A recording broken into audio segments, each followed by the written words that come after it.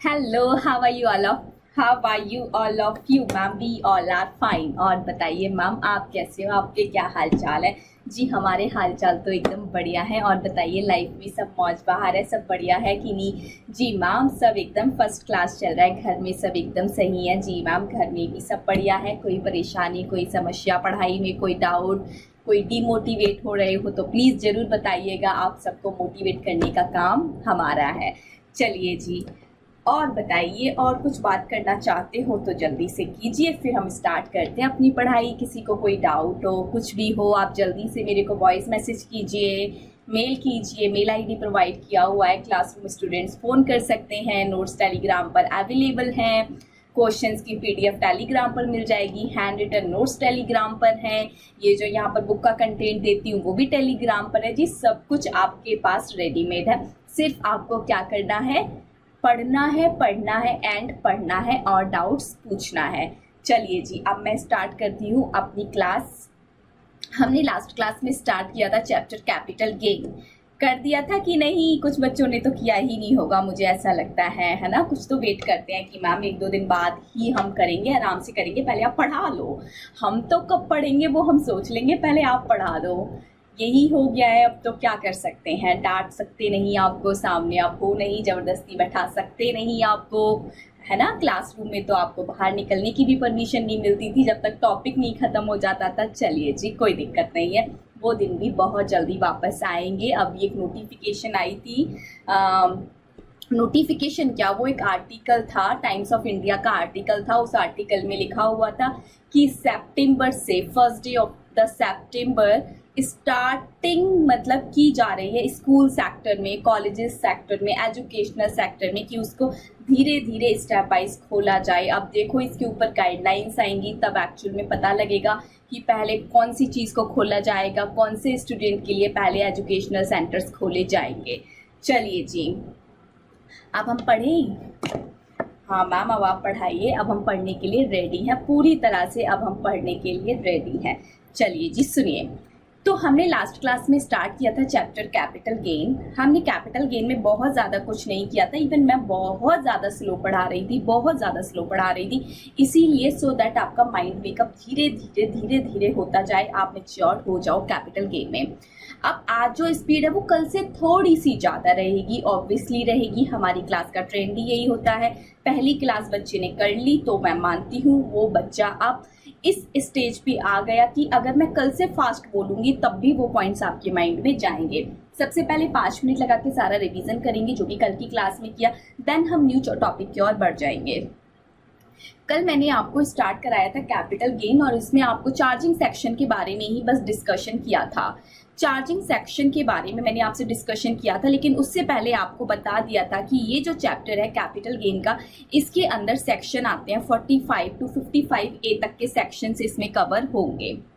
उसके बाद सबसे पहले आपको कराया गया था चार्जिंग सेक्शन। बताइए चार्जिंग सेक्शन कितनी बातें बताता है?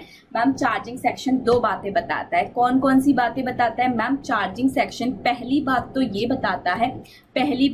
बताता है कि इसमें इनकम होगी। इनकम कैसे होगी? जब आप कैपिटल असेट को ट्रांसफर करोगे तो उससे जो इनकम होगी वो कैपिटल गेन में चार्ज होगी। दूसरी बात क्या बताता है? दूसरी बात मैम ये बताता है कि ये जो इनकम है, ये इनकम टैक्सेबल कब होगी, कौन सा ईयर आएगा जब ये इनकम टैक्सेबल होगी। तो मैम चार्जिंग सेक्शन ने क्लियर कट बताया था, प्रीवियस ईयर, जिस प्रीवियस ईयर में ट्रांसफर हुआ उसी ईयर में ये इनकम टैक्सेबल हो जाएगी। सेल कंसिडरेशन आपको कब मिल रही है कब नहीं, ये बात बिल्कुल इररेलेवेंट हुआ करती थी। ठीक है जी, इतनी बातें हमने सीखी। फिर इसमें 2 वर्ड्स आए हमारे सामने कि कैपिटल एसेट के ट्रांसफर होने से आने वाली इनकम। तो फिर हमने सीखा कि कैपिटल एसेट क्या है, फिर कैपिटल असेट के ट्रांसफर होने से होने वाली इनकम। तो हमने सीखा कि ट्रांसफर क्या है। तो सबसे पहले हमने क्या सीखा कि कैपिटल असेट क्या है। तो इसके लिए हमने सेक्शन किया था सेक्शन 2 सबसेक्शन 40, जिसमें मैंने आपको बताया था कि कैपिटल असेट क्या होती है। यहाँ पर क्लियर कट बताया गया था कि ये सेक्शन एक एग्जॉस्टिव लिस्ट देता है, मतलब कि जो यहाँ लिखा है वही कैपिटल असेट है, बाकी उसके अलावा कोई भी चीज कैपिटल असेट नहीं है। चलिए जी, तो यहाँ पर था एनी काइंड ऑफ प्रॉपर्टी, किसी भी तरह की कोई भी प्रॉपर्टी है, चाहे एसएसी वो बिजनेस के लिए यूज कर रहा हो, चाहे वो बिजनेस के लिए ना यूज कर रहा हो, चाहे वो मूवेबल हो, चाहे वो इमूवेबल हो, वो प्रॉपर्टी कैपिटल एसेट होगी कि नहीं? तो आपने बताया था कि जी मैम वो प्रॉपर्टी कैपिटल एसेट होगी। फिर investment in securities by FIIs, ये भी सिक्योरिटी कैपिटल एसेट होगी कि नहीं? जी मैम बिल्कुल होगी। ये देखो मैं कोई लॉजिक नहीं दूंगी, लॉजिक के लिए पिछली क्लास में 2 घंटा लगाया था, इतनी सी बात पे जाके देख लेना, ठीक है जी। अब कोई लॉजिक नहीं है, अब बस रिवीजन चल रहा है। पर्सनल इफेक्ट की बातें हमने की थी, क्योंकि सबसे पहला पॉइंट में क्या कवर किया कि सारी प्रॉपर्टी कैपिटल एसेट है। फिर धीरे से हमने कुछ चीजों को बाहर निकाल के फेंक दिया कि अगर पर्सनल इफेक्ट की बातें करें तो पर्सनल इफेक्ट में मूवेबल्स भी आते हैं, इमूवेबल्स भी आते हैं। These are the examples of personal effect, जो कि हम ऑलरेडी डिस्कस कर चुके हैं। तो पर्सनल इफेक्ट्स में मूवेबल भी होती हैं और पर्सनल इफेक्ट्स में इमूवेबल भी आते हैं। तो इमूवेबल क्या आएंगे? लैंड बिल्डिंग, वो सब तो कैपिटल गेन में कवर होगा कि नहीं? वो सब तो कैपिटल एसेट है। फिर हमने किया था अदर्स में मैंने आपको कराया था जैसे कि फर्नीचर, आप अपने घर का फर्नीचर बेच दो, अपने घर का टेलीविजन बेच दो, अपने घर का ड्रेसिंग बेच दो, या फिर कोई ड्रेसेस वगैरह अपना बेच दो। लाइक सलमान खान के बारे में मैंने एग्जांपल लिया था कि सलमान खान अपनी शर्ट बेच देते हैं, तो ये सब कैपिटल एसेट नहीं है। ये इन सब पर कैपिटल गेन चैप्टर में कोई डिस्कशन नहीं होगा। इवन पर्सनल इफेक्ट में तो पूरे इनकम टैक्स में कहीं कोई डिस्कशन नहीं होगा। चलिए, लेकिन पर्सनल इफेक्ट में से हमने 6 चीजें बाहर निकाली थी, जल्दी से मैसेज कीजिए और रिप्लाई कीजिए। Number 1 jewellery, number 2 archaeological collection, number 3 drawing, number 4 painting, number 5 sculptures, number 6 any work of art. इतनी चीजों को मैंने बोला था कि ये चीजें भले ही पर्सनल इफेक्ट है, भले ही मूवेबल है, बट ये कैपिटल एसेट है। इतना कराने के बाद यहाँ पर एक टर्म आया था ज्वेलरी। ज्वेलरी क्या होता है? तो मैंने बोला ज्वेलरी की जो डेफिनेशन यहाँ पर है वो एक इंक्लूसिव डेफिनेशन है। दैट मीन्स आप जो सोचते हो वो तो ज्वेलरी है ही है, उसके अलावा काफ़ी सारी चीज़ें और भी ज्वेलरी थी। आपको पता है कि जो ऑर्नामेंट्स होते हैं, जो आभूषण होते हैं, चाहे वो गोल्ड का हो, चाहे वो सिल्वर का हो, चाहे वो किसी भी प्रीसियस मेटल का हो, चाहे उसमें डायमंड लगाओ, चाहे उसमें डायमंड नहीं लगाओ, चाहे उसमें कोई अदर प्रीसियस स्टोन लगाओ, ये सब तो ज्वेलरी है ही। लेकिन अगर कोई फर्नीचर है उसमें डायमंड लगा हुआ है, कोई शर्ट है, कोई वियरिंग अप्रेल है उसमें डायमंड लगा हुआ है, उसमें गोल्ड लगा हुआ है, मेटल लगा हुआ है, कुछ भी ऐसा है, वो सब भी क्या है बताइए मैम? वो सब भी ज्वेलरी है। चलिए, कल मैंने आपसे 2-3 चीजें डिस्कस नहीं की थी, अभी भी डिस्कस नहीं करूंगी, अभी करेंगे थोड़ी सी देर में। ये सब आपको करा देने के बाद मैंने आपसे बोला था एग्रीकल्चर लैंड की बातें आपसे डिस्कस की गई थी कि एग्रीकल्चर लैंड के बारे में, कि एग्रीकल्चर लैंड की अगर आप सेल करते हो, ट्रांसफर करते हो, जो मर्जी करते हो, उससे अगर आपको कोई गेन हुआ है तो क्या वो कैपिटल गेन में टैक्सेबल होगा? तो मैंने कहा था कि हमें देखना पड़ेगा कि जो एग्रीकल्चर लैंड है वो इन इंडिया है या आउटसाइड इंडिया है। अगर आउटसाइड इंडिया होता है तो वो हमेशा कैपिटल एसेट बनता है, और जब कैपिटल एसेट बन गया तो टैक्सेबल तो ऑब्वियसली होगा। लेकिन इन इंडिया है तो हमें देखना होता है क्या वो रूरल एरियाज में है या फिर वो अर्बन एरिया में है। अगर वो रूरल में है तो वो कैपिटल एसेट नहीं है, दैट मीन्स उसका ट्रांसफर पर जो भी इनकम हुआ है वो टैक्सेबल नहीं होगा। लेकिन अगर वो अर्बन एरिया में है और फिर कैपिटल एसेट, अगर वो अर्बन एरिया में है एग्रीकल्चर लैंड, फिर आपने उसका ट्रांसफर किया, उससे सेल कंसिडरेशन में जो भी आपको इनकम हुआ वो टैक्सेबल होगा। तो यहाँ पर यही बात आपको बताई गई थी कि सबसे पहले अर्बन एरिया वही एरिया होता है जिसमें म्यूनसिपालिटी और वहाँ की पॉपुलेशन 10,000 से ज़्यादा हो। लेकिन कोई ऐसा एरिया जहाँ पर म्यूनसिपालिटी नहीं है बट और वहाँ की पॉपुलेशन भी मैम 10,000 से ज़्यादा नहीं है, तो उस केस में आपको देखना होगा कि ये जो एरिया है जहाँ पर म्यूनसिपालिटी नहीं है, पॉपुलेशन भी बहुत कम है, पर ऐसे एरिया में एग्रीकल्चर लैंड तो है, तो आपको देखना होगा क्या ये एरिया 2 किलोमीटर के अंडर में आता है कि नहीं, ऐसे एरिया से जहाँ की पॉपुलेशन 10,000 से ज़्यादा है बट 1 लाख तक की है और म्यूनसिपालिटी भी है, या फिर 6 किलोमीटर के अंदर आता है एक ऐसे एरिया के जहाँ पर म्यूनसिपालिटी तो है पर वहाँ की पॉपुलेशन 1 लाख से 10 लाख के बीच में आती है, या फिर ये जो एरिया है ये 8 किलोमीटर के अंडर में आता है ऐसे एरिया से जहाँ पर म्यूनसिपालिटी भी है और वहाँ की पॉपुलेशन 10 लाख से ज़्यादा में आती है। तो ये जो एरिया है भले ही यहाँ पर कंडीशन अप्लाई नहीं हो रही बट ये एरिया विद इन रेंज आ रहा है, तो इस रूरल एरिया को रूरल एरिया नहीं बोला जाएगा, अर्बन एरिया बोला जाएगा। और जो भी आपका एग्रीकल्चर लैंड इस एरिया में है उसकी ट्रांसफर पर जो भी आपको इनकम होगी वो कैपिटल गेन हेड में टैक्सेबल हो जाएगी। और प्यार से बोलेंगे, सभी बोलेंगे जय माता दी। चलिए जी आगे बढ़ जाते हैं।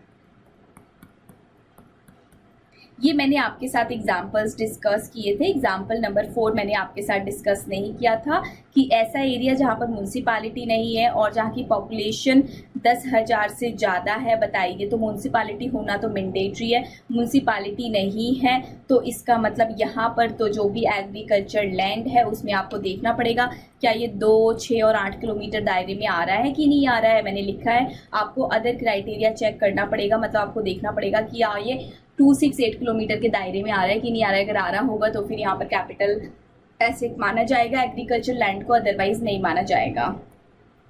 ये सब मैंने आप सबसे डिस्कस कर लिया था। चलिए फिर बिजनेस एसेट की बात की गई थी कि कोई बिजनेस एसेट है वो कैपिटल एसेट है। स्टॉक इन ट्रेड, आप शेयर्स में ट्रेडिंग कर रहे हो, डेली बेसिस पर कर रहे हो तो वो क्या बोला जाएगा, आपका कैपिटल एसेट नहीं बोला जाएगा। लेकिन अगर आपने लॉन्ग टर्म के लिए शेयर्स में इन्वेस्टमेंट कर दिया है तो उसको क्या बोला जाएगा, कैपिटल एसेट बोला जाएगा।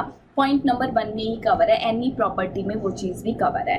कंज्यूमेबल्स मतलब कि जो आपका इन्वेंट्री पड़ा हुआ है बिजनेस में वो कैपिटल एसेट नहीं है। कोई रॉ मटेरियल है तो वो भी कैपिटल एसेट नहीं है। इतनी बात करने के बाद मैंने आपको क्या कराया था बताइए मैम। फिर आपने हमको ट्रांसफ़र का मीनिंग सिखाया था कि ट्रांसफ़र क्या होता है। तो सेल भी ट्रांसफ़र होता है, एक्सचेंज ट्रांसफ़र होता है, रिलिंकिशमेंट भी ट्रांसफ़र होता है, एक्सटिंगाइजमेंट भी ट्रांसफ़र होता है। इन दोनों वर्ड में क्या डिफरेंस है कल ही समझा दिया था। कंपलसरी अगर आपका लैंड आपकी बिल्डिंग को एक्वायर कर लिया है तो उसको भी ट्रांसफ़र बोला जाता है। अगर आप अपने कैपिटल असेट को कन्वर्ट कर दोगे स्टॉक इन ट्रेड में, दैट मीन्स वो भी आपने ट्रांसफ़र किया है। अगर आपने इमूवेबल प्रॉपर्टी में कोई पोजीशन एक्सेप्ट किया है या फिर किसी और को पोजीशन दी है तो वो भी आपका ट्रांसफ़र में ही कवर होगा। फिर मैंने आपको बताया कि कोई भी पर्सन है वो मेंबर बनते हैं किसी भी सोसाइटी या फिर किसी भी कंपनी के, ऐसे कोऑपरेटिव सोसाइटी या ऐसी कंपनी के जो कि जिनका काम है मतलब मल्टीप्लेक्स मल्टी स्टोर बिल्डिंग्स बनाना। तो वो जो मेंबर्स होते हैं कोऑपरेटिव सोसाइटी के या share holders of the company, वो क्या करते हैं उन प्रॉपर्टी में, उन मल्टीप्लेक्स स्टोर बिल्डिंग में, मल्टी स्टोर बिल्डिंग में अपना शेयर गेन कर लेते हैं, अपना शेयर होल्ड कर लेते हैं। तो जितना भी वो शेयर होल्ड करते हैं उतने पार्ट के लिए वो डीम्ड ऑनर होते हैं। अगर वो पार्ट उतना ट्रांसफ़र कर देते हैं उतना शेयर, तो फिर उनके हैंड्स में भी ट्रांसफ़र अराइज हो जाएगा। चलिए जी ये बात आपको पूरी करा दी गई थी। इतनी ही बात बस मैंने आपको कराई थी। इतनी बात आपको वहाँ से करा देने के बाद आपको कराई गई थी यहाँ से। कहाँ से मैम? यहाँ से कराई गई थी। ये पूरा नोट था जो कि मैंने आपको दिया था कैपिटल गेन का, ये भी टेलीग्राम पर डाल दिया गया है। आप वहाँ से डाउनलोड इसको कर लीजिए। ठीक है जी। जी मैम बिल्कुल सही बात। ये सारी बातें मैंने आपको कल करा दी हैं। ये क्वेश्चंस पे मैंने कहा था हम वापस आएंगे, लेकिन अभी नहीं आएंगे, थोड़े से टाइम बाद आएंगे। चलिए जी फिर हमने ये जो भी मैंने अभी रिवाइज कराया ये सारी बातें यहाँ भी आ रही थी, यहाँ से भी हमने कवर कर ली। अब हम करेंगे एक और न्यू टॉपिक, लेकिन उससे पहले उस न्यू टॉपिक को हम कहाँ से करेंगे, अपने हैंड रिटन नोट से। हैंड रिटन नोट्स एक जड़ी बूटी है जो आपके दिमाग में आसानी से फिट हो जाएगी। और ये जो नोट्स हैं इनको बनाने में मैं आपको ऑलरेडी हर क्लास में बोलती हूँ, सो दैट आप इनको सीरियस लो कि बहुत मेहनत लगती है, बहुत मेहनत लगती है, दिन रात लग जाता है तब ये बन के आउटपुट ऐसा निकल के आता है सीरियसली कि आप इसको कभी भी यूज़ करो, अपने प्रैक्टिकल लाइफ में यूज़ करो, अपने एग्ज़ाम में यूज़ करो, जब मर्जी आप इनको यूज़ करना चाहो यूज़ करो। बहुत बढ़िया हैंड रिटन नोट्स हैं, 100% conceptual, 100% examiner concept, 100% practical life concept वहाँ पर है जो कि बहुत बहुत ज़्यादा इम्पॉर्टेंट है। वो सब तो वहाँ पर एग्जिस्ट करती ही हैं। चलिए जी कोई छोटी मोटी बातें ऐसी होती है जो मैं वहाँ नहीं लिखती, वो इन नोट्स में मैं आपको कवर करा देती हूँ। चलो आ जाइए अब करते हैं आगे की कुछ बातें। मैं वापस से हैंड रिटन नोट्स पर आ रही हूँ और ये मैंने हैंड रिटन नोट यहाँ पर खोल लिया। ठीक है जी। जी मैम बिल्कुल सही बात। चलो आई होप आपको पूरा अब ये विजिबल है। ठीक है चलिए जी अब बात करते हैं टाइप्स ऑफ कैपिटल असेट की। आप सबको पता है कि अब कैपिटल असेट क्या होता है। ठीक है जी। कैपिटल असेट, अब आप सबको पता है कि कैपिटल असेट क्या होता है और क्या चीज़ कैपिटल असेट नहीं होती। स्टिल इन शॉर्ट मैं आपको एक बार फिर से बोलना चाहूँगी कि जो भी लैंड है, बिल्डिंग है, वो सब कैपिटल असेट है। ठीक है जी, जो लैंड है, बिल्डिंग है, वो कैपिटल असेट है। आपके क्वेश्चन में ज़्यादातर चीज़ें इन्हीं दो चीज़ों पर आएंगी, लैंड बेच दिया, बिल्डिंग बेच दिया, लैंड ट्रांसफर हो गया, बिल्डिंग ट्रांसफर हो गया, लैंड का कंपलसरी एक्विजिशन हो गया, बिल्डिंग का कंपलसरी एक्विजिशन हो गया। तो ये दो चीज़ें तो आपके माइंड में हमेशा रहनी चाहिए कि कैपिटल असेट है। शेयर्स में इन्वेस्टमेंट कर रहे हो, डिवेंचर्स में इन्वेस्टमेंट कर रहे हो, सिक्योरिटीज में इन्वेस्टमेंट कर रहे हो, ये सब क्या है, आपका कैपिटल असेट है। एक बार रिमाइंड करा रही हूँ, मोटी मोटी चीजें जो कि एग्जाम में क्वेश्चन में ज्यादातर लिखी आती हैं, आपको पता होना चाहिए कि कैपिटल असेट है। जब भी कोई कैपिटल असेट होगी तो बेसिकली बिजनेस से रिलेटेड अगर मैं बात करूं तो वही कैपिटल असेट होगी जिसने आपने उसको बिजनेस में कैपिटलाइज्ड कर रखा होगा। अगर पर्सनल इफेक्ट्स की बात करूं तो आप सब जानते हो सारी चीजें कैपिटल असेट नहीं होती है, सिर्फ 6 चीजें कैपिटल असेट होती हैं। मोटा मोटा इतनी बातें आपको याद रखनी है, इसी के बेसिस पे आपका माइंड फ्रेम रहना चाहिए, इसी के बेसिस पे आपके सारे क्वेश्चन हो जाएंगे। चलो अब बात आती है, आपको ये तो पता लग गया कि कैपिटल असेट क्या होता है, बट अब बात आती है कि कैपिटल असेट की कितनी टाइप्स होती हैं। कैपिटल असेट्स की कितनी टाइप होती है, तो कैपिटल असेट 2 टाइप की होती है, शॉर्ट टर्म कैपिटल असेट और लॉन्ग टर्म कैपिटल असेट। आप सबको याद है मैंने जब आपको और चैप्टर करा रही थी पीजीबीपी का, सैलरी का, तो वहां पर कहीं कहीं short term long term word लिखा आ जाता था, मैं कहती थी फुल्ली इग्नोर मार दो, अभी बस आप ये मान लो कि ये कैपिटल गेन हो रहा है, लेकिन ये शॉर्ट टर्म क्या होता है, ये लॉन्ग टर्म क्या होता है। जब मैं बोलती थी कि हम सीखेंगे जब हम कैपिटल गेन का चैप्टर करेंगे, तो आज हम कर रहे हैं, आज हम ये चीज सीखेंगे कि शॉर्ट टर्म कैपिटल एसेट किसको बोलते हैं और लॉन्ग टर्म कैपिटल एसेट किसको बोलते हैं। चलिए आ जाइए। In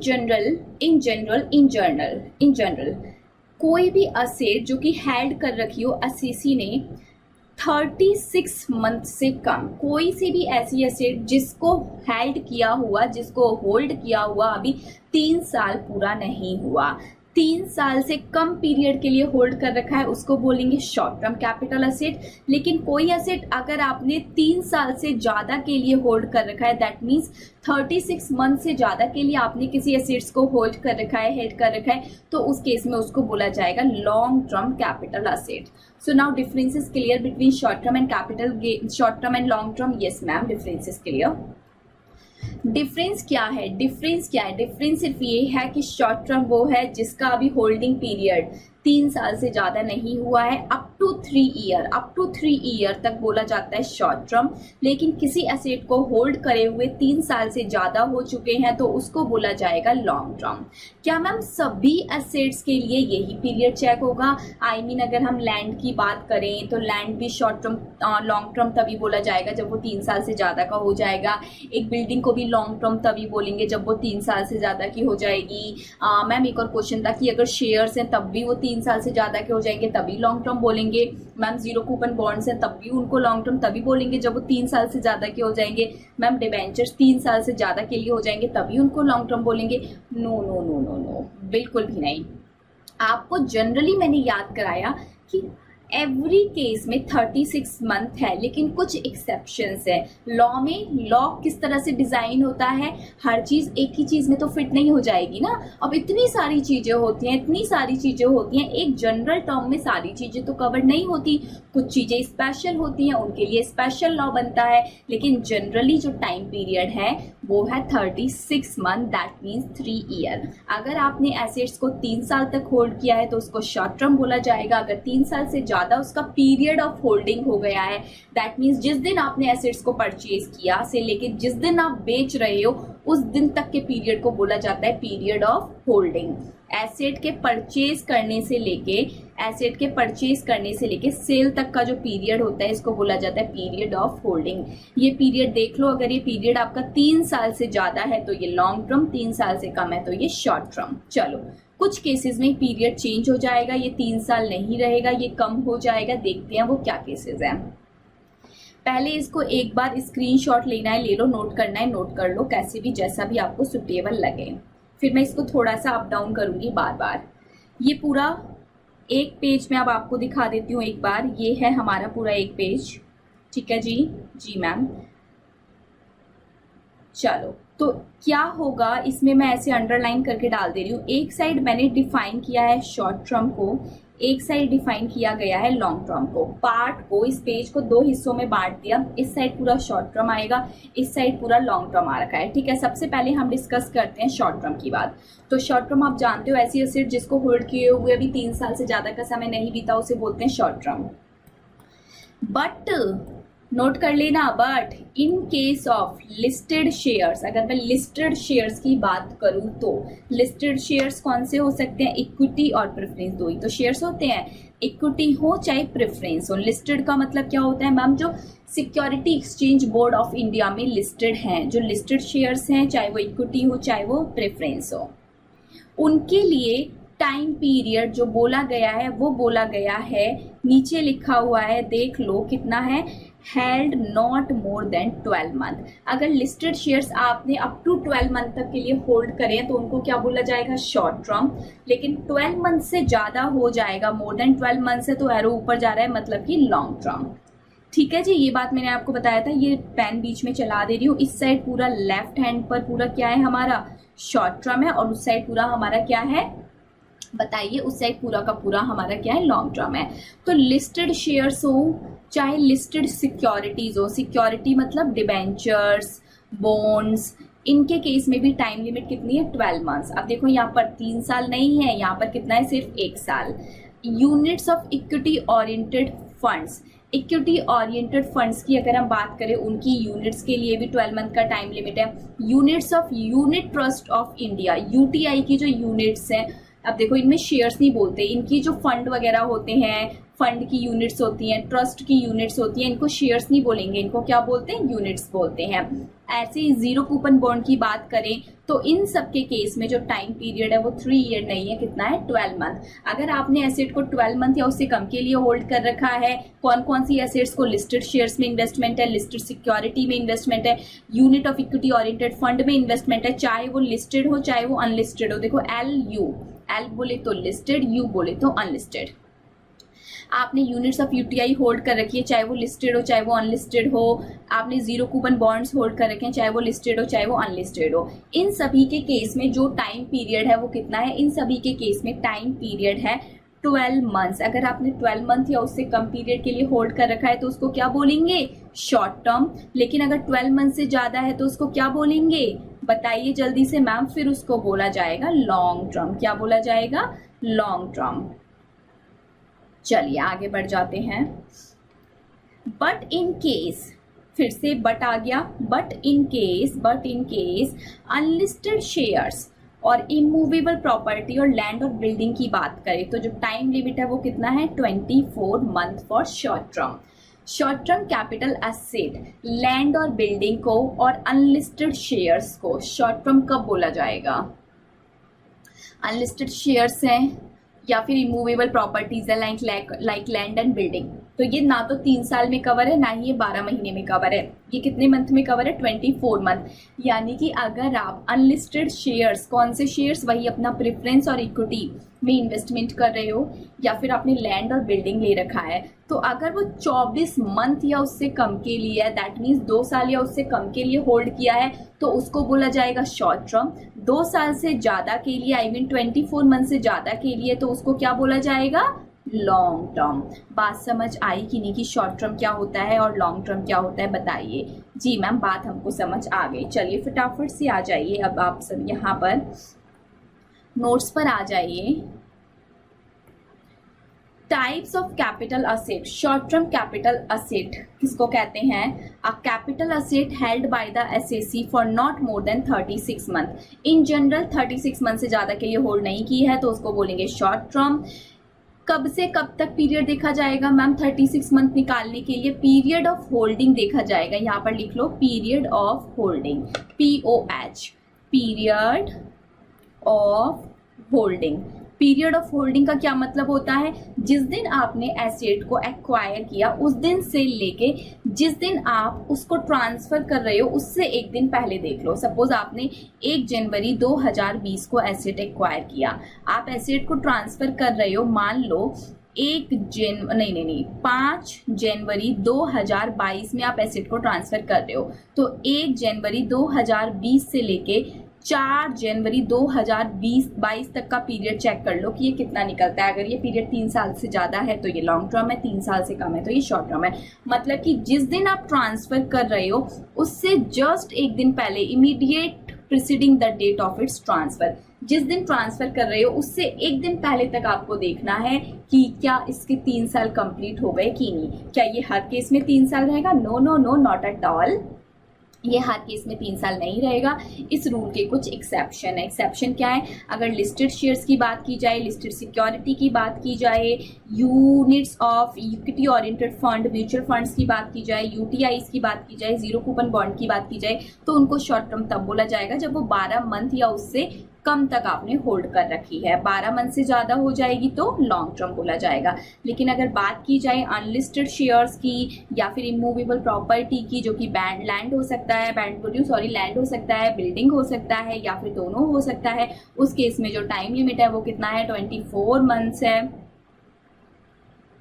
any other capital asset के केस में तो आप सब जानते हो, जनरल रूल कहता है कि 36 मंथ से कम है या 36 मंथ है तो short term, otherwise long term. चलिए जी, जीरो कूपन बॉन्ड का क्या मतलब होता है? जीरो कूपन बॉन्ड मीन्स ऐसे बॉन्ड जो कि जिन पर मैच्योरिटी से पहले आपको कोई भी इंटरेस्ट नहीं मिलता, उन पर इंटरेस्ट रेट 0 होता है, उन पर कोई भी इंटरेस्ट आपको नहीं मिलता, ठीक है जी। लेकिन जब आप उनकी मैच्योरिटी कराते हो तो आपको बेनिफिट मिल जाता है। लॉन्ग टर्म कैपिटल एसेट क्या होगी? लॉन्ग टर्म कैपिटल एसेट वो होगी जो कि शॉर्ट टर्म नहीं है, मतलब कि ऐसी एसेट जिसको आपने 36 मंथ से ज़्यादा होल्ड कर रखा है इन जनरल। लेकिन कुछ केसेस में अगर मैं बात करूं अनलिस्टेड शेयर्स और लैंड एंड बिल्डिंग के केसेस में, अगर आपने 24 मंथ से ज़्यादा होल्ड कर रखा है तो उसको भी लॉन्ग टर्म बोला जाएगा। लेकिन listed shares, listed bonds, equity oriented mutual funds और यूनिट्स ऑफ यूटीआई और जीरो कूपन बॉन्ड्स वगैरह की हम बातें करें तो टाइम लिमिट है 12 मंथ से ज़्यादा है तो लॉन्ग टर्म। ठीक है जी। जी मैम, आ जाइए अब। तो ये थी बातें कि लॉन्ग टर्म क्या होता है, शॉर्ट टर्म क्या होता है। यहाँ क्लियर कट लिखा हुआ है, इसको ठीक कर लीजिए। किसको मैम? नहीं, ये सब कुछ ठीक है। 242B में ये चीज़ डिफाइन की गई है, 292B में डिफाइन किया है। शॉर्ट टर्म वो है जिसका पीरियड ऑफ होल्डिंग ऊपर बताया गया है उतना हो, और लॉन्ग टर्म वो है जिसका पीरियड ऑफ होल्डिंग भी ऊपर बताया गया हो उतना हो। चलिए जी, आ जाइए वापस से हैंड रिटन नोट्स में। हैंड रिटन नोट्स में आ जाइए, वहाँ से अब हम चीज़ों को और आगे बढ़ाते हैं।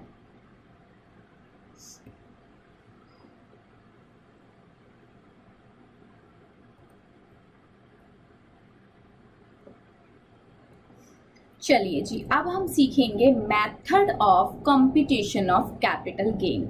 आप सबने क्या सीखा कि कैपिटल एसेट क्या होती है, फिर क्या सीखा? कैपिटल एसेट का ट्रांसफर होता है, तो वो ट्रांसफर क्या होता है। फिर आपने सीखा कैपिटल एसेट के ट्रांसफर होने से जो इनकम होती है उस पर टैक्स लगता है, बट वो इनकम की कंप्यूटेशन कैसे की जाए वो अब सीखेंगे। कैपिटल एसेट ट्रांसफर हुई तो उससे इनकम हुई, तो उस इनकम की कंप्यूटेशन कैसे की जाए।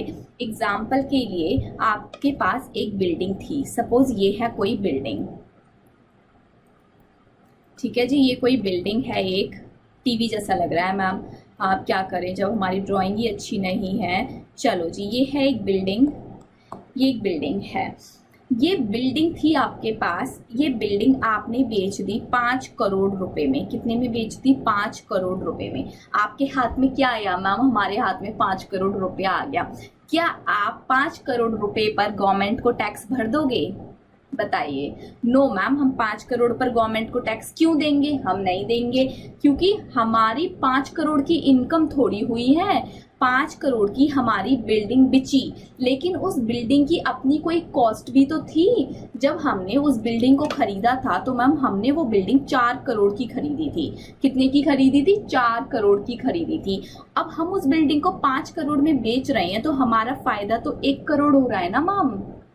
बताइए ना कितना हो रहा है मैम? 1 करोड़ हो रहा है। तो यहाँ पर प्रश्न ये उठता है, क्वेश्चन ये उठता है कि आप 5 लाख पर टैक्स भरोगे कि 1 लाख पर? तो इनकम पर भरोगे, सेल रेवेन्यू पर नहीं। किस पर टैक्स भरा जाता है? इनकम पर। इनकम कितनी है? 1 करोड़। तो 1 करोड़ रुपया is liable to tax under head capital gain. बात समझ आई कि नहीं? जी मैम, अब बात समझ आ गई। चलिए जी, अब आगे बढ़ जाते हैं। अब करते हैं कि कंपटीशन कैसे होगी, वो यहाँ पर पूरा का पूरा सिखाया गया है। सबसे पहले मैं आपको शॉर्ट टर्म कैपिटल गेन की कंपटीशन करना सिखाऊंगी। किसकी? Short term capital gain. अगर आपके शॉर्ट टर्म कैपिटल गेन है तो उनकी कंपटीशन कैसे होगी, सबसे पहले हम यही चीज सीखेंगे। तो सबसे पहले आपको लिखना होगा full value of consideration. Full value of consideration का क्या मतलब है? सेल प्राइस, कि जब आपने प्रॉपर्टी बेचा तो आपको कितना प्राइस मिला। हमारे एग्जाम्पल में जब आपने प्रॉपर्टी बेचा तो आपको कितना रुपया मिला? 5 करोड़। तो सबसे पहले आपको क्या लिखना है? अपना सेल प्राइस। जब ये सेल प्राइस आपने लिख दिया तो सेल प्राइस में से अब आप क्या माइनस करोगे? सेल प्राइस आपकी इनकम थोड़ी है, वो प्रॉपर्टी की कुछ तो अपनी कॉस्ट होगी ना। जब आपने वो प्रॉपर्टी पहले कहीं से परचेज किया होगा तो कुछ तो खर्चा इनकर किया होगा, तो वो खर्चा आप माइनस करोगे कि नहीं? बताइए। ऑब्वियसली मैम करेंगे। तो लॉ मेकर ने क्लियर कट बोला इस सेल वैल्यू में से माइनस कर दो। क्या माइनस कर दो? Cost of acquisition of asset. Cost of acquisition, acquisition मतलब purchase cost. Cost of acquisition को आगे से मैं सीओए बोलूंगी। क्या बोलूंगी? सीओए। कॉस्ट ऑफ एक्विजिशन का मतलब होता है परचेज कॉस्ट। उस एसेट की जो भी परचेज कॉस्ट है उस परचेज कॉस्ट को आप क्या करो? माइनस कर दो। अब देखो परचेज में, सेल में से परचेज माइनस हो गया तो अपने आप इनकम निकल आएगी कि नहीं? ऑब्वियसली मैम निकल आएगी। चलो और सुनो। अब हो सकता है आपका ये लैंड था, आई मीन ये बिल्डिंग थी जिसको आपने कितने में बेचा था? मैम इस बिल्डिंग को हम 5 करोड़ रुपए में बेच रहे थे, लेकिन इस बिल्डिंग को आपने खरीदा कितने में था? मैम इस बिल्डिंग को हमने खरीदा था 4 करोड़ में। कितने में खरीदा था? 4 करोड़ में। अब ये जो बिल्डिंग थी, ये बिल्डिंग आपने अपने पास रखी। जी मैम रखी। कितने टाइम के लिए रखी? मैम ज़्यादा तो नहीं रख पाए थे, 1.5 ईयर के लिए रखी थी। अच्छा, मतलब शॉर्ट टर्म में ही आ रही है ना? 24 मंथ से कम है, शॉर्ट टर्म है। ठीक है जी, कोई दिक्कत नहीं है। वो तो मैंने ऐसी लाइन बीच में लगा दी ज्ञान छाड़ने के लिए, आपको ये सब अच्छे से पता है। चलो, तो पहले तो ये पता है आपको कि ये बिल्डिंग कहाँ पर आ रही है? शॉर्ट टर्म में आ रही है। ठीक है जी मैम, कोई दिक्कत वाली बात नहीं है। अब मेरी बात सुनो कि जब ये 1.5 साल में बिल्डिंग आपके पास रही तो क्या आपने कोई खर्चा किया इस बिल्डिंग के ऊपर? क्या आपने कोई ऐसा खर्चा किया इस बिल्डिंग के ऊपर कि जिससे आपने इस बिल्डिंग में इम्प्रूवमेंट कराया हो? कैपिटल नेचर का आपने कोई खर्चा किया है क्या इस बिल्डिंग पर? जी मैम बिल्कुल किया है। मैम हमने तो ना कितना 1 लाख रुपए का खर्चा किया था। कितना खर्चा किया था? 1 लाख रुपए का खर्चा किया था। 1 लाख रुपए का आपने जो खर्चा किया है इस बिल्डिंग के ऊपर, वो खर्चा भी आप क्या करो? माइनस करो। उसको बोलते हैं कॉस्ट ऑफ इम्प्रूवमेंट। 1 लाख रुपए की कॉस्ट ऑफ इम्प्रूवमेंट भी अपने सेल प्राइस में से आप माइनस कर दो। तो हमने क्या किया? फुल वैल्यू ऑफ एक्विजिशन में से कॉस्ट ऑफ एक्विजिशन माइनस कर दिया, cost of improvement of the asset भी माइनस कर दिया। इसके बाद देखो, जब आप ये प्रॉपर्टी बेच रहे थे, 5 करोड़ की बेच रहे थे, अब जनरली कोई आपका घर क्यों खरीदेगा? कोई ब्रोकर वगैरह उनको बताएंगे कि भाई प्रॉपर्टी है आप उसको खरीद लो, तो हो सकता है आप ब्रोकरेज कमीशन पे करो, आपको स्टैम्प ड्यूटी पे करनी पड़ जाएगी, हो सकता है आपको कोई अदर लीगल एक्सपेंसेस पे करना पड़ गया, रजिस्ट्री के टाइम पर कोई ह्यूज अमाउंट आपका खर्च हो गया, आपको वो खर्चा करना पड़ गया। तो 5 करोड़ रुपए पूरी इनकम थोड़ी है, वो खर्चा भी लॉ मेकर ने क्लियर कट बोला कि आप माइनस कर सकते हो। कौन सा खर्चा? ऐसा खर्चा जो कि आपने इनकर्ड किया है at the time to transfer. जब आप ट्रांसफर कर रहे थे, at the time of transfer आपने वो खर्चा इनकर्ड किया है, तो उस खर्चे को भी आप माइनस कर लो। अब देखो कुल मिला के क्रक्स क्या हुआ? जो भी आपका सेल प्राइस था उसमें से आपने परचेज कॉस्ट माइनस कर दी। जी मैम, परचेज कॉस्ट को मैं क्या बोलूंगी? बताइए, कॉस्ट ऑफ एक्विजिशन। इसको बोलूंगी cost of acquisition. Sale price को फुल वैल्यू ऑफ कंसिडरेशन भी बोल दूंगी कभी कभी, पर sale price, full value of consideration, ये सब इनके डिफरेंट नेम है।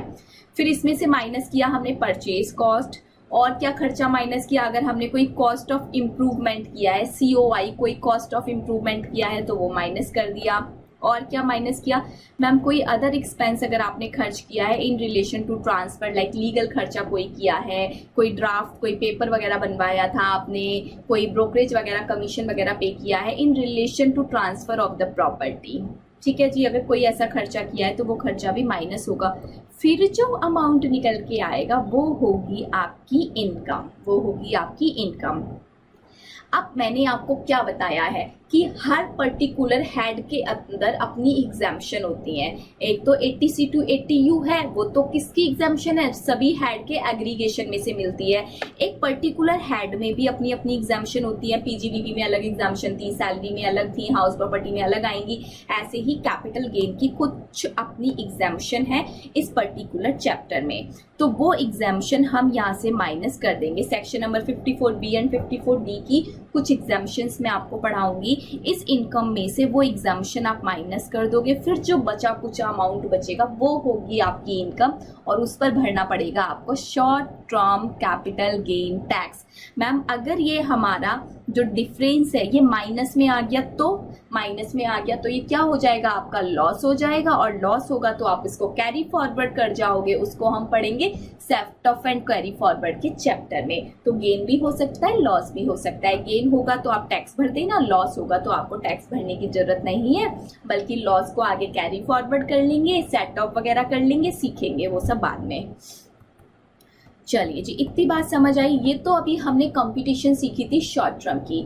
अब लॉन्ग टर्म की कंपटीशन की बात करते हैं। लॉन्ग टर्म की कंपटीशन भी बिल्कुल सेम है जैसे शॉर्ट टर्म की होती थी, सिर्फ उतना वर्ड्स देखना जितना मैं आपको देखने को बोलूँ। सबसे पहले फुल वैल्यू ऑफ कंसिडरेशन ले लिया, ये हम पहले भी लेते थे। Full value of consideration mean sale price.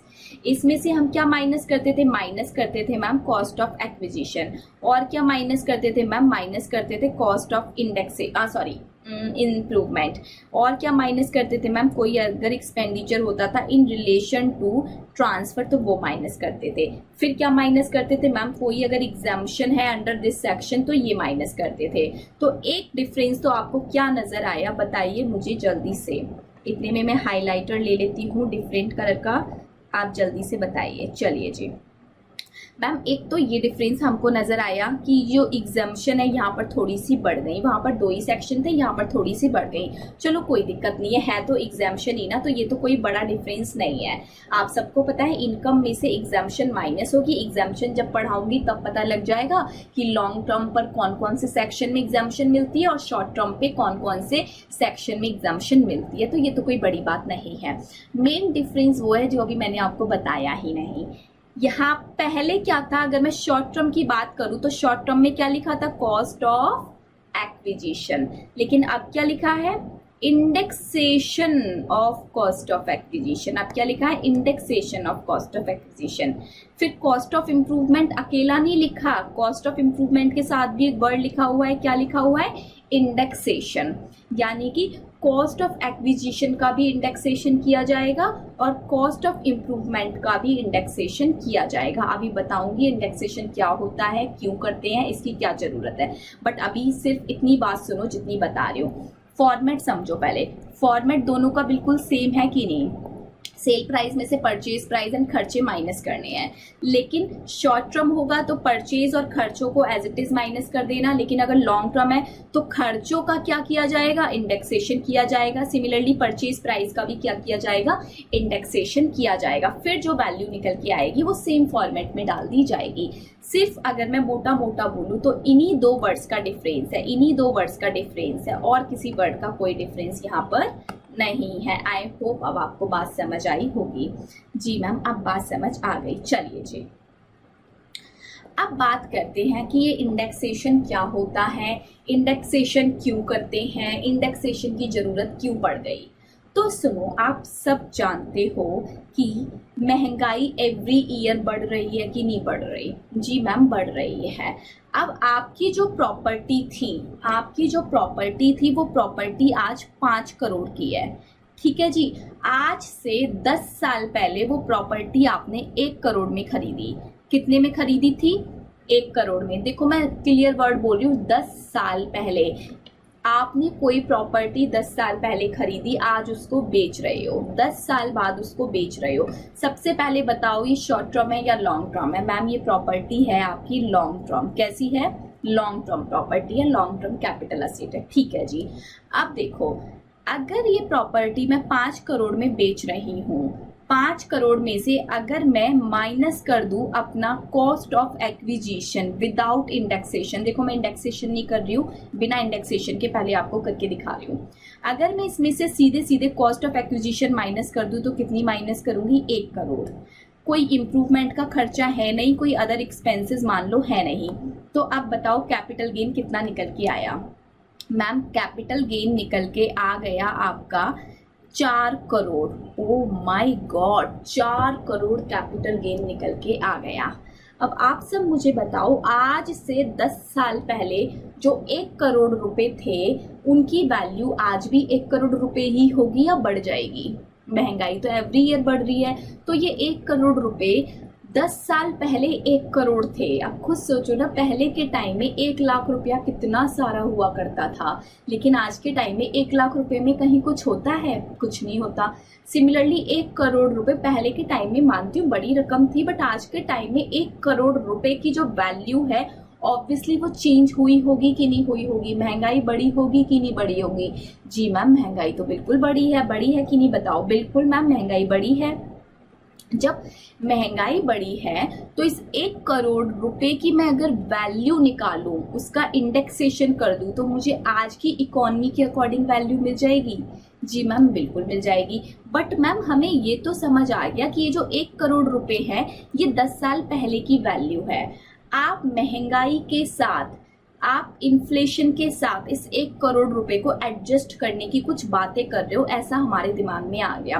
क्योंकि ऑब्वियसली टाइम डिफरेंस इतना सारा है, तो इसमें जो भी फ्लक्चुएशन हुआ होगा, जो भी इसमें इन्फ्लेशन का इश्यू आया होगा, वो सब तो आपको इसमें एडजस्ट करना ही पड़ेगा। अदरवाइज तो इन पर्सन को बहुत ज़्यादा टैक्स भरना पड़ जाएगा। चलो, तो इसी बात के लिए बोला गया कि इस 1 करोड़ रुपए की आज की वैल्यू निकालो। आज की वैल्यू निकालने के लिए इसका क्या करो? इंडेक्सेशन कर दो। जब आप इसका इंडेक्सेशन करोगे, सपोज करो इंडेक्सेशन करने के बाद ये वैल्यू हो जाती है 3 करोड़ रुपए। इंडेक्सेशन करते ही ये 1 करोड़ रुपए कितने में बदल गए? 3 करोड़ रुपए में। अब बताइए कितना टैक्स भरना पड़ेगा? मैम अब एक पर्सन को 2 करोड़ रुपए का टैक्स भरना पड़ेगा। तो बेसिकली एक बेनिफिट दिया गया, ये बेनिफिट इंडेक्सेशन का बेनिफिट बोला जाता है। ये बेनिफिट सिर्फ और सिर्फ लॉन्ग टर्म कैपिटल असेट के केस में दिया जाएगा। एक बात और मैं आपको सिखाऊंगी कि इंडेक्सेशन का बेनिफिट सभी चीज़ों में नहीं मिलता। जैसे कि मैं आपको कराऊंगी, कुछ शेयर्स कराऊंगी, डिबेंचर्स कराऊंगी, उनमें आपको इंडेक्सेशन का बेनिफिट नहीं मिलेगा। लैंड बिल्डिंग में आपको इंडेक्सेशन का बेनिफिट मिलेगा। ऐसे शेयर जो 112A में आते हैं उनमें आपको इंडेक्सेशन का कोई बेनिफिट नहीं मिलेगा। एक एक करके अपनी चर्चा को आगे बढ़ाएंगे। चलो, कोई प्रेशर लेने की जरूरत नहीं है, अभी बस इतना याद रखो कि इंडेक्सेशन क्यों करते हैं, क्योंकि हमको जो हमारी इन्फ्लेशन है उसके तहत अपने प्राइस को एडजस्ट करना होता है। चलो, पर ये मैम करते कैसे हैं? हमको तो ये सिखाओ कि ये इंडेक्सेशन किया कैसे जाता है। तो बेसिकली इंडेक्सेशन में एक नंबर आपको मिलेगा, वो नंबर इशू किया जाता है, एवरी ईयर इशू किया जाता है, नोटिफिकेशन के द्वारा इशू किया जाता है। उस नंबर के थ्रू, उस पर्टिकुलर नंबर के थ्रू आपको अपना इस प्राइस को क्या करना होता है? एडजस्ट करना होता है। चलिए, सबसे पहले आ जाइए नोट्स में। पहले मैं आपको दिखाती हूँ इंडेक्सेशन के बारे में, फिर हम पढ़ेंगे इसमें से। ये रहा, ये है आपका cost inflation index notified by central government. Every year central government के द्वारा नोटिफाई किया जाता है ये इंडेक्स। मैम एवरी ईयर किया जाता है क्या? एवरी ईयर ये सारी वैल्यूज जो है ये सब चेंज हो जाती हैं? No no no no no, ये एवरी ईयर चेंज नहीं होती। एवरी ईयर सिर्फ इसमें एक नई वैल्यू ऐड हो जाती है। अभी 1920 की वैल्यू यहाँ पर ऐड है, आप नेक्स्ट ईयर 2021 की भी यहाँ पर एक वैल्यू ऐड हो जाएगी। इसी तरह से ये आगे बढ़ता जा रहा है। मैम 2001 2002 से पहले की कोई वैल्यू नहीं है? नहीं, इससे पहले की कोई वैल्यू नहीं है। हाँ, ये जो इंडेक्सेशन है इसमें यहीं से आपको वैल्यूज मिलेंगी, यहीं से ये शुरू होगा और ये धीरे धीरे एवरी ईयर एक एक नंबर इसमें ऐड होता चला जाएगा। चलिए जी, अभी देखो कितनी सारी वैल्यूज इसमें आ चुकी हैं। मैम अब काम की बात ये, आप हमको बताओ क्या हमको ये सारी वैल्यूज याद करनी है? बिल्कुल भी नहीं, आपको ये वैल्यूज याद नहीं करनी। आपको इसमें से बस सिर्फ और सिर्फ 2 वैल्यू याद करनी है। कितनी वैल्यू याद करनी है? 2। एक तो आपको याद करनी है ये बेस ईयर की वैल्यू, इसको बोला जाता है बेस ईयर। इसकी आपको कॉस्ट इन्फ्लेशन इंडेक्स का नंबर याद रखना है। बेस ईयर का कॉस्ट इन्फ्लेशन इंडेक्स है 100। कितना है? 100। बेस ईयर क्यों बोला है ये बताती हूँ अभी आपको। ये सबसे एक तो देखो स्टार्टिंग का ईयर है, इसको बेस क्यों बोला है अभी बताऊंगी, धीरे धीरे समझ आएगा। इसको बोला जाता है बेस ईयर, यहाँ पर लिख देती हूँ क्यों बोला जाता है अभी बताऊंगी। 2001-2002 is a base year and the number of this year is 100। तो आपको ये याद रखना है, ठीक है। एक आपको याद रखना है करंट ईयर जो कि आपका है 1920 इज अ फाइनेंशियल ईयर, इसको हम प्रीवियस ईयर भी बोलते हैं, करंट ईयर भी बोलते हैं। इसके रिस्पेक्ट में असेसमेंट ईयर कौन सा होगा बताइए? 20-21। तो 19-20 फाइनेंशियल ईयर और 20-21 असेसमेंट ईयर का इंडेक्सेशन नंबर कितना है? 289। सिर्फ इतना याद रखना। इसके अलावा जिस भी नंबर की आपको जरूरत पड़ेगी वो नंबर आपके एग्जाम में एग्जामिनर के द्वारा आपको दे दिया जाएगा। आपका जो क्वेश्चन आएगा ये सब नंबर आपको वहां पर लिखे मिल जाएंगे, जिस नंबर की भी आपके क्वेश्चन में जरूरत पड़ेगी। कितने नंबर की जरूरत पड़ेगी वो अभी भी सीखेंगे। चलिए, बात समझ आई कि नहीं पहले ये बताओ। जी मैम, अभी हमको कुछ बात समझ आ गई। हम आपको मैम एक बात बताएं? जी बताओ। हमें 2 बात समझ आई। सच्ची बता रहे हैं मैम, झूठ नहीं बोलेंगे। हमको 2 बात समझ आई। कौन कौन सी समझ आई ये भी बता दो। देखो मैम, एक तो हमको ये वाली बात समझ आई जो कि आपने सिखाई थी कि कंपटीशन होता है। शॉर्ट टर्म और लॉन्ग टर्म के केस, दोनों के केस में फॉर्मेट सेम है, बस लॉन्ग टर्म के केस में इंडेक्सेशन की बात आ जाती है। दूसरी बात मैम हमको ये समझ आई कि जो इंडेक्सेशन है उसमें हम क्या करते हैं, इन्फ्लेशन को एडजस्ट कर देते हैं। परचेज प्राइस का जो भी इंडेक्सेशन होगा, उस परचेज प्राइस में जो भी फ्लैक्चुएशन हुआ होगा, जो भी इन्फ्लेशन हुआ होगा, उसको भी एडजस्ट कर दिया जाएगा। Similarly ma'am cost of improvement में भी जो भी फ्लैक्चुएशन हुआ होगा, जो भी इन्फ्लेशन हुआ होगा, उसको एडजस्ट कर दिया जाएगा।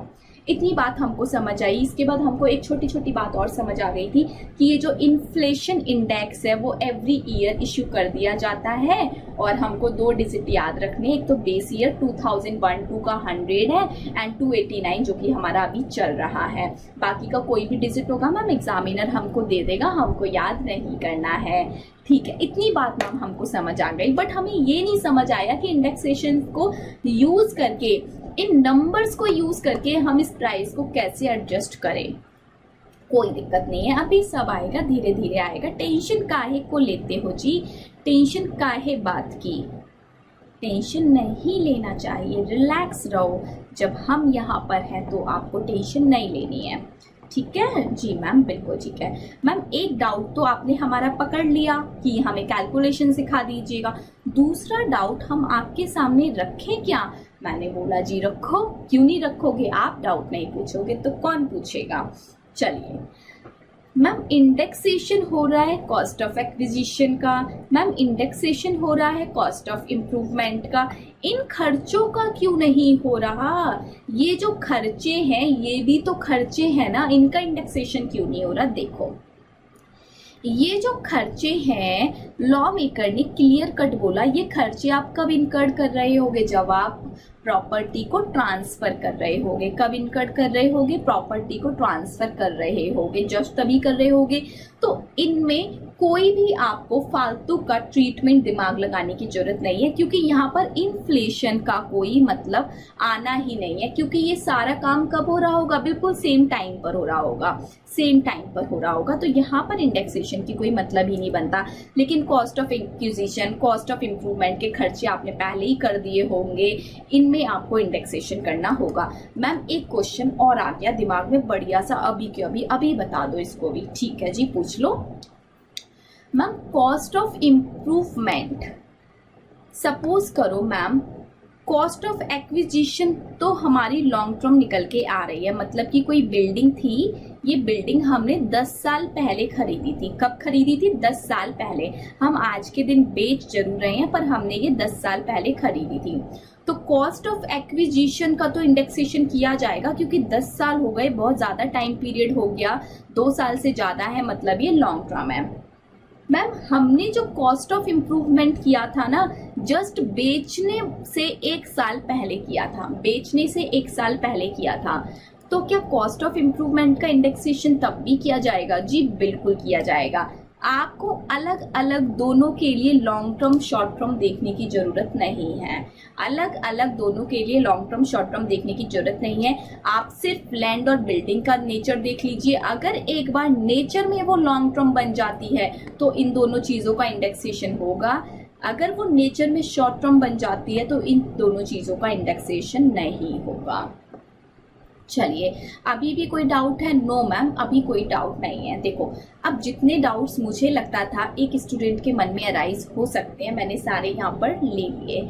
जो भी बच्चे क्लासरूम स्टूडेंट्स के बेसिस पर मैं ये काम कर रही हूँ, जैसा क्लासरूम में बच्चों के डाउट्स मेरे पास आते थे, वो सारे डाउट्स मैंने खुद ही यहाँ पर अजम्पशन ले लेके ले लिए। ठीक है जी, और भी कोई डाउट हो तो आ जाइएगा व्हाट्सएप पे, मेल पे। चलो, फिर आपके पास क्या निकल के आएगा? लॉन्ग टर्म कैपिटल गेन आएगा या लॉस आएगा? लॉस आएगा तो उसको माइनस में दिखा देना, और गेन आएगा तो कोई दिक्कत ही नहीं है। अब बात आती है कि मैम कैलकुलेशन सिखाओ। क्या सिखाओ? कैलकुलेशन सिखाओ। चलो कैलकुलेशन सीखते हैं कि कैलकुलेशन कैसे की जाएगी। सपोज करो, पहले फॉर्मूला पढ़ा देती हूँ फिर करवाऊंगी सपोज बढ़िया से, तब ज्यादा अच्छा लगेगा। इंडेक्सेशन आपको करना है कॉस्ट ऑफ एक्विजिशन का। किसका इंडेक्सेशन आप करना चाहते हो? मैम कॉस्ट ऑफ एक्विजिशन का, परचेज कॉस्ट का एक्विजिशन करना चाहते हो, परचेज कॉस्ट का आप इंडेक्सेशन करना चाहते हो। तो कैसे करोगे? सबसे पहले तो कॉस्ट ऑफ असेट ले लो। हमारे वाले केस में, चलो मैं फिर से केस यहाँ पर ड्राफ्ट कर देती हूँ। कोई असेट है, इस असेट को आप 5 लाख रुपए का बेच रहे हो। कितने का बेच रहे हो? 5 लाख रुपए का बेच रहे हो आज के दिन। अभी ईयर चल रहा है मान लो 2020, यानी कि 1920 आपका प्रीवियस ईयर चल रहा है। ठीक है जी, इसमें आप एसेट को बेचना चाहते हो। बेचने के लिए सेल प्राइस कितना है? 5 लाख रुपए। ये जो एसेट है, ये एसेट आपने परचेज की थी। कितने में परचेज की थी? मैम ये एसेट हमने परचेज की थी 1 लाख रुपए में। कब परचेज की थी? ईयर लिखवा दो। मैम ये एसेट हमने परचेज की थी 2006 में। ठीक है जी, ये मैम एसेट हमने 2005 से 2006 के बीच में परचेज कर ली थी, और हम 19-20 में इसको बेच रहे हैं। सबसे पहले बताओ शॉर्ट टर्म है या long term? Ma'am long term है। जब लॉन्ग टर्म है तो इंडेक्सेशन होगा कि नहीं? जी मैम पक्का होगा। चलो अब सीखते हैं कि इंडेक्सेशन होगा कैसे। सबसे पहले आपको क्या लेना है? Cost of asset. बताइए हमारे केस में एसेट की कॉस्ट कितनी है? बताइए मैम, आपके केस में एसेट की कॉस्ट है 1 लाख रुपए। तो मैं यहाँ पर क्या लिखूंगी? 1 लाख रुपए। फिर इंटू करनी है, किससे इंटू करनी है उसकी बताओ? मैम इंटू करना है CII। इसका क्या मतलब है? Cost inflation index for the year in which asset is transfer. यहाँ पर आपको उस ईयर का कॉस्ट ऑफ इंडेक्सेशन लेना है जिस ईयर में आप एसेट ट्रांसफर कर रहे हो। चलो बताओ मुझे, एसेट कौन से ईयर में ट्रांसफर हो रही है? मैम 1920 में। आ जाइए, 1920 का CII बताइए मुझे क्या होता है इस टेबल में से देख के। टेबल मैं आप सबके सामने ओपन कर रही हूँ, ये रही। 1920 ईयर पर आ जाइए, बताइए 1920 ईयर का CII क्या है? मैम CII 1920 का है 289। कितना है? 289। आ जाइए वापस। तो मैं यहाँ पर क्या लिखूंगी? इनटू में 289। फिर देखो डिवाइड कर रखा है। डिवाइड किससे करना है? CII for the year in which asset held, और 1/4/2001 लेटर। ये देखो जो वर्ड हाईलाइट कर रही हूँ सिर्फ इतना ही पढ़ना है अभी।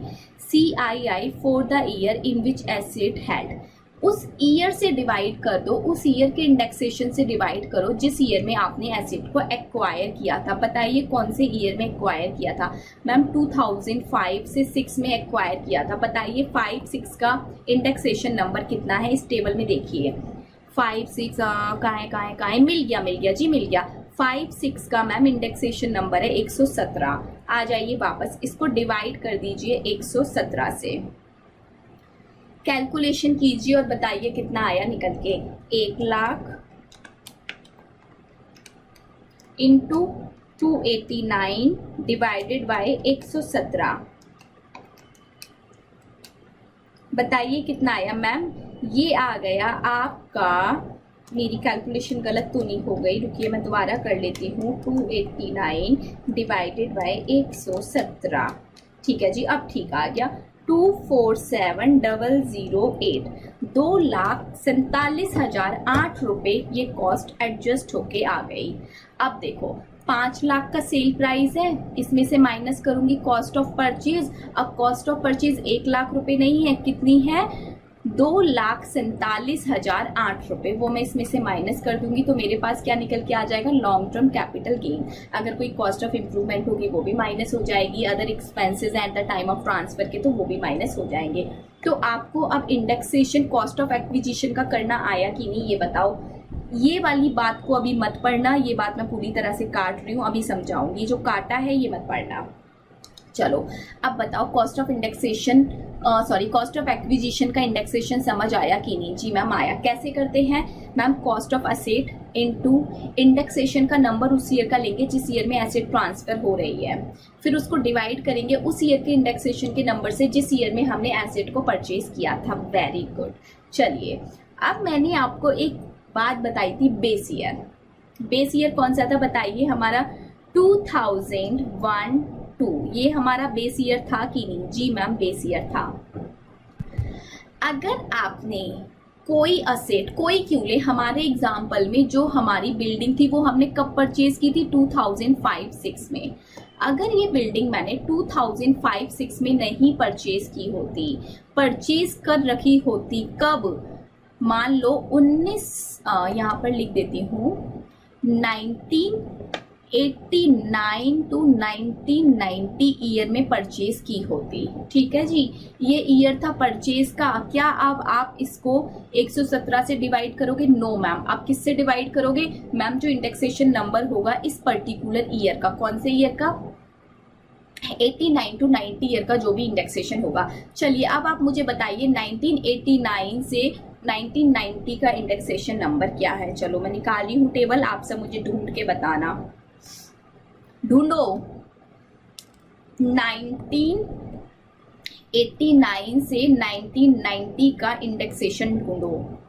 कहाँ है मैम? नहीं मिला। क्यों जी, क्यों नहीं मिला मैम? इसमें तो 2001-2 से तो स्टार्टिंग हुई है, पर इससे पहले का ईयर तो इस टेबल में मिसिंग है, इसीलिए इसको बोला जाता है बेस ईयर। यहीं से इस टेबल की स्टार्टिंग की गई है। अगर आपने कोई भी बिल्डिंग 2001-2 से पहले खरीद रखी है, उस केस में आपको इंडेक्सेशन नंबर नहीं मिलेगा ऑब्वियसली, तो उस केस में 2001-2 का ही इंडेक्सेशन नंबर आपको लेना है। तो अब आप क्या लोगे? 100। एक सेकेंड आ जाइए, अब आप क्या लोगे? यहाँ पर 117 की जगह 100। चलिए अब ये जो मैंने रफ किया था इसको मैं हटा देती हूँ, अब इसको समझते हैं। कॉस्ट ऑफ इंडेक्सेशन आप किस ईयर के लोगे? उस ईयर की लोगे जिस ईयर में आपने एसेट को हेल्ड किया। अगर आपने और लोगे 1/4/2001 की, विच एवर इज लेटर, या तो आप उस ईयर की ले लेना जिस ईयर में आपने एसेट को क्या किया था? एक्वायर किया था, या फिर 2001 की ले लेना। इन दोनों में जो भी घटना बाद में घटी तो वो आपको लेना है। सपोज आपने कोई एसेट 1980 में खरीद रखी थी, तो 1980 में तो आपने खरीदी थी, तो इन दोनों में बाद में कौन सी घटना घटी? तो मैम 2001 वाली। तो 2001 का आप बेस ईयर ले लोगे, 100 आप इंडेक्सेशन नंबर ले लोगे। चलिए ये तो था आपका कॉस्ट ऑफ एक्विजिशन की बातें। अब करेंगे कॉस्ट ऑफ इंडेक्सेशन की बातें, cost of indexation of improvement की बातें। चलिए indexation of cost of improvement same है, जो भी आपकी कॉस्ट ऑफ इम्प्रूवमेंट है उसको लिख लो, इनटू करो उस ईयर के इंडेक्सेशन के नंबर से जिस ईयर में आपने एसेट ट्रांसफर की है, हमेशा इनटू उसी नंबर से होगा जिस ईयर में एसेट ट्रांसफर हो रही है। डिवाइड करना है उस ईयर से जिस ईयर में इम्प्रूवमेंट हुआ। एक्चुअल में जिस ईयर में आपने इम्प्रूवमेंट कराया उससे आपको डिवाइड करना है। सपोज करो आप एसेट बेच रहे थे, आपके एसेट की वैल्यू थी 5 लाख रुपए। ये एसेट आप बेच रहे हो 1920 में, ठीक है जी। आपने एसेट परचेज की थी, कितने की आपने एसेट को परचेज किया था? आपने एसेट परचेज की थी 4 लाख रुपए की। 4 लाख की एसेट आपने परचेज की थी ईयर 2005-6 में, ठीक है। आपने इम्प्रूवमेंट कराई। इम्प्रूवमेंट मतलब कि आपने इस घर में एक फ्लोर और बनवा दिया था जिसमें आपका 1 लाख रुपए का खर्चा हुआ था इन द ईयर 2008-9 में। 8-9 में आपने ये वाला कांड कर दिया, ठीक है। चलो अब आप मुझे यहाँ पर कॉस्ट ऑफ इम्प्रूवमेंट का इंडेक्सेशन करके दिखाओ। मैम कॉस्ट ऑफ इम्प्रूवमेंट है 1 लाख रुपए की, इनटू करेंगे उस इंडेक्सेशन नंबर से जो कि 1920 का होगा, मैंने याद करा रखा है कितना होता है 289। फिर इनटू करेंगे मैम उस ईयर के इंडेक्सेशन से जिस ईयर में इम्प्रूवमेंट हुआ। इम्प्रूवमेंट कब हुआ? 8-9 में। बताइए 8-9 का इंडेक्सेशन नंबर क्या है? By watching this table, by watching in this table. देखिए टेबल में और 8 और 9 में बताइए। मैम 8-9 का इंडेक्सेशन नंबर है 137। कितना है? 137। आ जाइए वापस और अब हम यहाँ पर क्या करेंगे? डिवाइड कर देंगे 137 से। बताओ कितना आएगा? 1 लाख इंटू 289 डिवाइडेड बाई 137, ये आ जाएगा आपका 2,10,948 रुपए। तो अब कॉस्ट ऑफ इम्प्रूवमेंट 1 लाख नहीं मानी जाएगी, कितनी मानी जाएगी? 2,10,948 रुपए। तो इस तरह से बेसिकली एक फायदा पहुंचाया जा रहा है लॉन्ग टर्म कैपिटल गेन के ऑनर को। अब देखो यहाँ पर एक काम की बात, मजे की बात लिखी है, वेरी वेरी वेरी इंपॉर्टेंट बात लिखी है। Improvement before 1/4/2001 is to be fully ignored.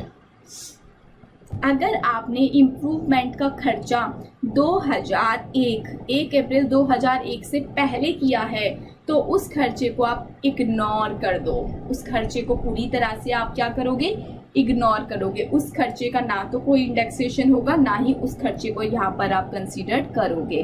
बात समझ आई कि नहीं? जी मैम आ गई। अगर इम्प्रूवमेंट आपकी 1/4/2001 से पहले हुई है तो उसको आप पूरी तरह से क्या करोगे? उस इम्प्रूवमेंट को आप पूरी तरह से इग्नोर कर दोगे। बात समझ आई कि नहीं? जी मैम हमको अब ये बात समझ आ गई। चलिए इतनी बात को सबसे पहले मैं आपको कराती हूँ बुक से। बुक में आ जाइए, काफ़ी सारी चीज़ें छूटी हैं, हालांकि ये सब अब आपको आता है, 2 मिनट नहीं लगना। मेथड आपको आता ही है। शॉर्ट टर्म है तो क्या करेंगे? Full value of consideration minus करते हैं cost of acquisition, cost of improvement, कोई अदर एक्सपेंस है तो और कोई एग्जाम्पशन है तो फिर आपके पास क्या आ जाएगा? Short term capital gain. अगर लॉन्ग टर्म है तो वही सेल प्राइस में से इंडेक्सेशन एक्सपेंस एग्जाम्पशन माइनस करेंगे तो आपके पास क्या आ जाएगा? लॉन्ग टर्म कैपिटल गेन आ जाएगा। फिर यहाँ पर ये चीज़ मैंने आपको बता दी कि जो COI का मतलब क्या होता है, लिख लो, cost of improvement is always indexed in case of long term capital asset irrespective of the year in which such improvement was incurred। अभी एग्जांपल लेके बताया था कि आपको किसका नेचर देखना होता है? लैंड और बिल्डिंग का, क्या वो लॉन्ग टर्म है कि नहीं। अगर वो लॉन्ग टर्म है तो इम्प्रूवमेंट का नेचर कुछ भी निकले डजेंट मैटर। आपको इंडिविजुअली हर चीज़ का नेचर चेक नहीं करना, आप बस एक बार अपनी एसेट का नेचर चेक कर लो। अगर वो लॉन्ग टर्म है तो फिर सारे खर्चे आपके इंडेक्स किए जाएंगे एक्सेप्ट ट्रांसफर के टाइम के खर्चे। STT वाली बातें सुनो। सिक्योरिटी ट्रांजैक्शन टैक्स, PGBP में बहुत अच्छे से इसके बारे में बताया था कि सिक्योरिटी ट्रांजैक्शन टैक्स शेयर्स वगैरह के ऊपर लगता है। वहाँ पर कमोडिटी ट्रांजैक्शन टैक्स के बारे में भी हमने चर्चा किया था। तो वहाँ पर मैंने आपको एक चीज़ बताई थी कि जो भी खर्चा होता है वहाँ पर उस खर्चे की हमको क्या मिल जाती है? डिडक्शन मिल जाती है। येस और नो? जी मैम मिल जाती है। लेकिन यहाँ पर क्लियर कट बोला गया है कि अगर आपने कोई शेयर्स वगैरह में इन्वेस्टमेंट कर रखा है और आपने STT पेड किया है तो सेल के टाइम पर जो भी आपने शेयर्स STT पे किया है उस खर्चे को आप सेल प्राइस में ऐड नहीं करोगे। और परचेज प्राइस पर अगर आपने कोई STT पे किया है तो परचेज में से उस प्राइस को आप लेस नहीं करोगे। दैट मीन्स STT का यहाँ पर कोई भी कोई भी ट्रीटमेंट नहीं किया जाएगा। STT यानी कि शेयर जो आपका सिक्योरिटी ट्रांजैक्शन टैक्स है उसकी यहाँ पर आपको कोई भी डिडक्शन नहीं मिलेगी, ये खर्चे का आपको बेनिफिट यहाँ पर नहीं मिलेगा। लेकिन आप सबको याद होगा अगर PGBP की बात करें वहाँ पर आपने स्टॉक इन ट्रेड ले रखा है तो उस केस में आपको इन खर्चों की डिडक्शन मिल जाती थी। चलो एक बात और मैं आपको यही बताना चाहती हूँ, हालांकि वो आगे आ जाएगी बट मैं चाहती हूँ आप अभी सीखो। यहाँ पर मैं आपको बोल रही हूँ कि ये जो एक्सपेंसेस हैं ये माइनस करोगे कि नहीं? जी करोगे। अगर ये खर्चे आपने ऑलरेडी किसी और हेड के under as a deduction minus कर लिए हैं तो फिर आप यहाँ माइनस मत कर देना। अगर आपने PGBP में, हाउस प्रॉपर्टी में कहीं भी इन खर्चों की ऑलरेडी कोई डिडक्शन ले ली है तो ये खर्चे अब आपको यहाँ वापस से अलाउ नहीं होंगे। चलिए इतनी सी बात थी, अभी आगे लिखी मिल जाएगी वहां से बता दूंगी। चलो फिर इंडेक्सेशन के बेनिफिट की बात आई कि इंडेक्सेशन का बेनिफिट सिर्फ और सिर्फ लॉन्ग टर्म एसेट पे होगा, सारी एसेट्स पे नहीं होगा, कुछ एक्सेप्शंस होंगे आपको बता दिए जाएंगे। If the capital gain arise from the transfer of a long term capital asset then for the purpose of computing capital gain indexation का यूज किया जाएगा। आप कॉस्ट ऑफ एक्विजिशन का इंडेक्सेशन करोगे और कॉस्ट ऑफ इम्प्रूवमेंट का भी indexation करोगे। ठीक है जी, कैसे किया जाता है आप सब जानते हो, ये फॉर्मूला यहाँ पर लिखा हुआ है। स्टिल आप देखना चाहो यहाँ से देख लेना, बहुत अच्छे से मैंने आपको हैंड रिटन नोट्स में ये लिखवा दिया है।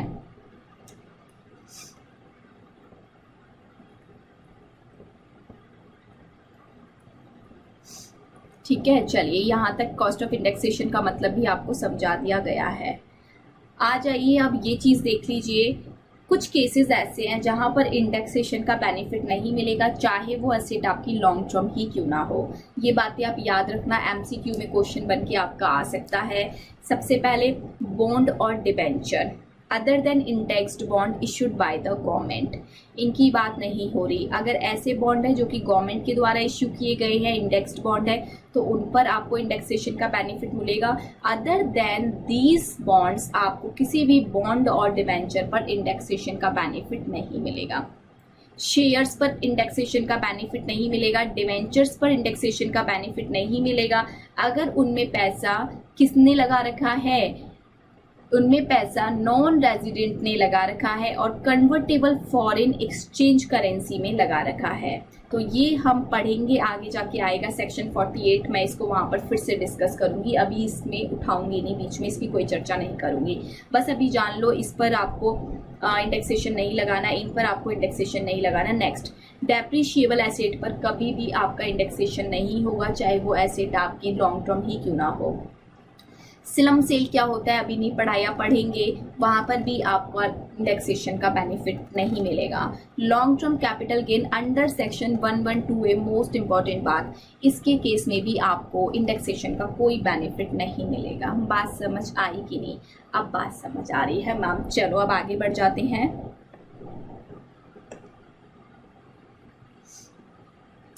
अब देखो आपके पास 3-4 टर्म्स आ रही थी, क्या आ रही थी? 3-4 आपके पास टर्म्स आ रही थी। उन टर्म्स को मैं आपको यहाँ से एक बार सिखा देती हूँ, फिर हम हैंड रिटन नोट्स पे वापस चलेंगे। सीखो जी क्या है वो terms. Full value of consideration, जिसको मैं क्या बोल रही थी? Sale price. आपको क्या मिल रहा था? Full value of consideration. Ma'am इन्होंने सेल प्राइस ही क्यों नहीं लिख दिया? इतना बड़ा सा टफ सा वर्ड लिखने की इनको क्या जरूरत थी? देखो ना, हर जगह सेल को ही थोड़ी ना ट्रांसफर बोला जा रहा है।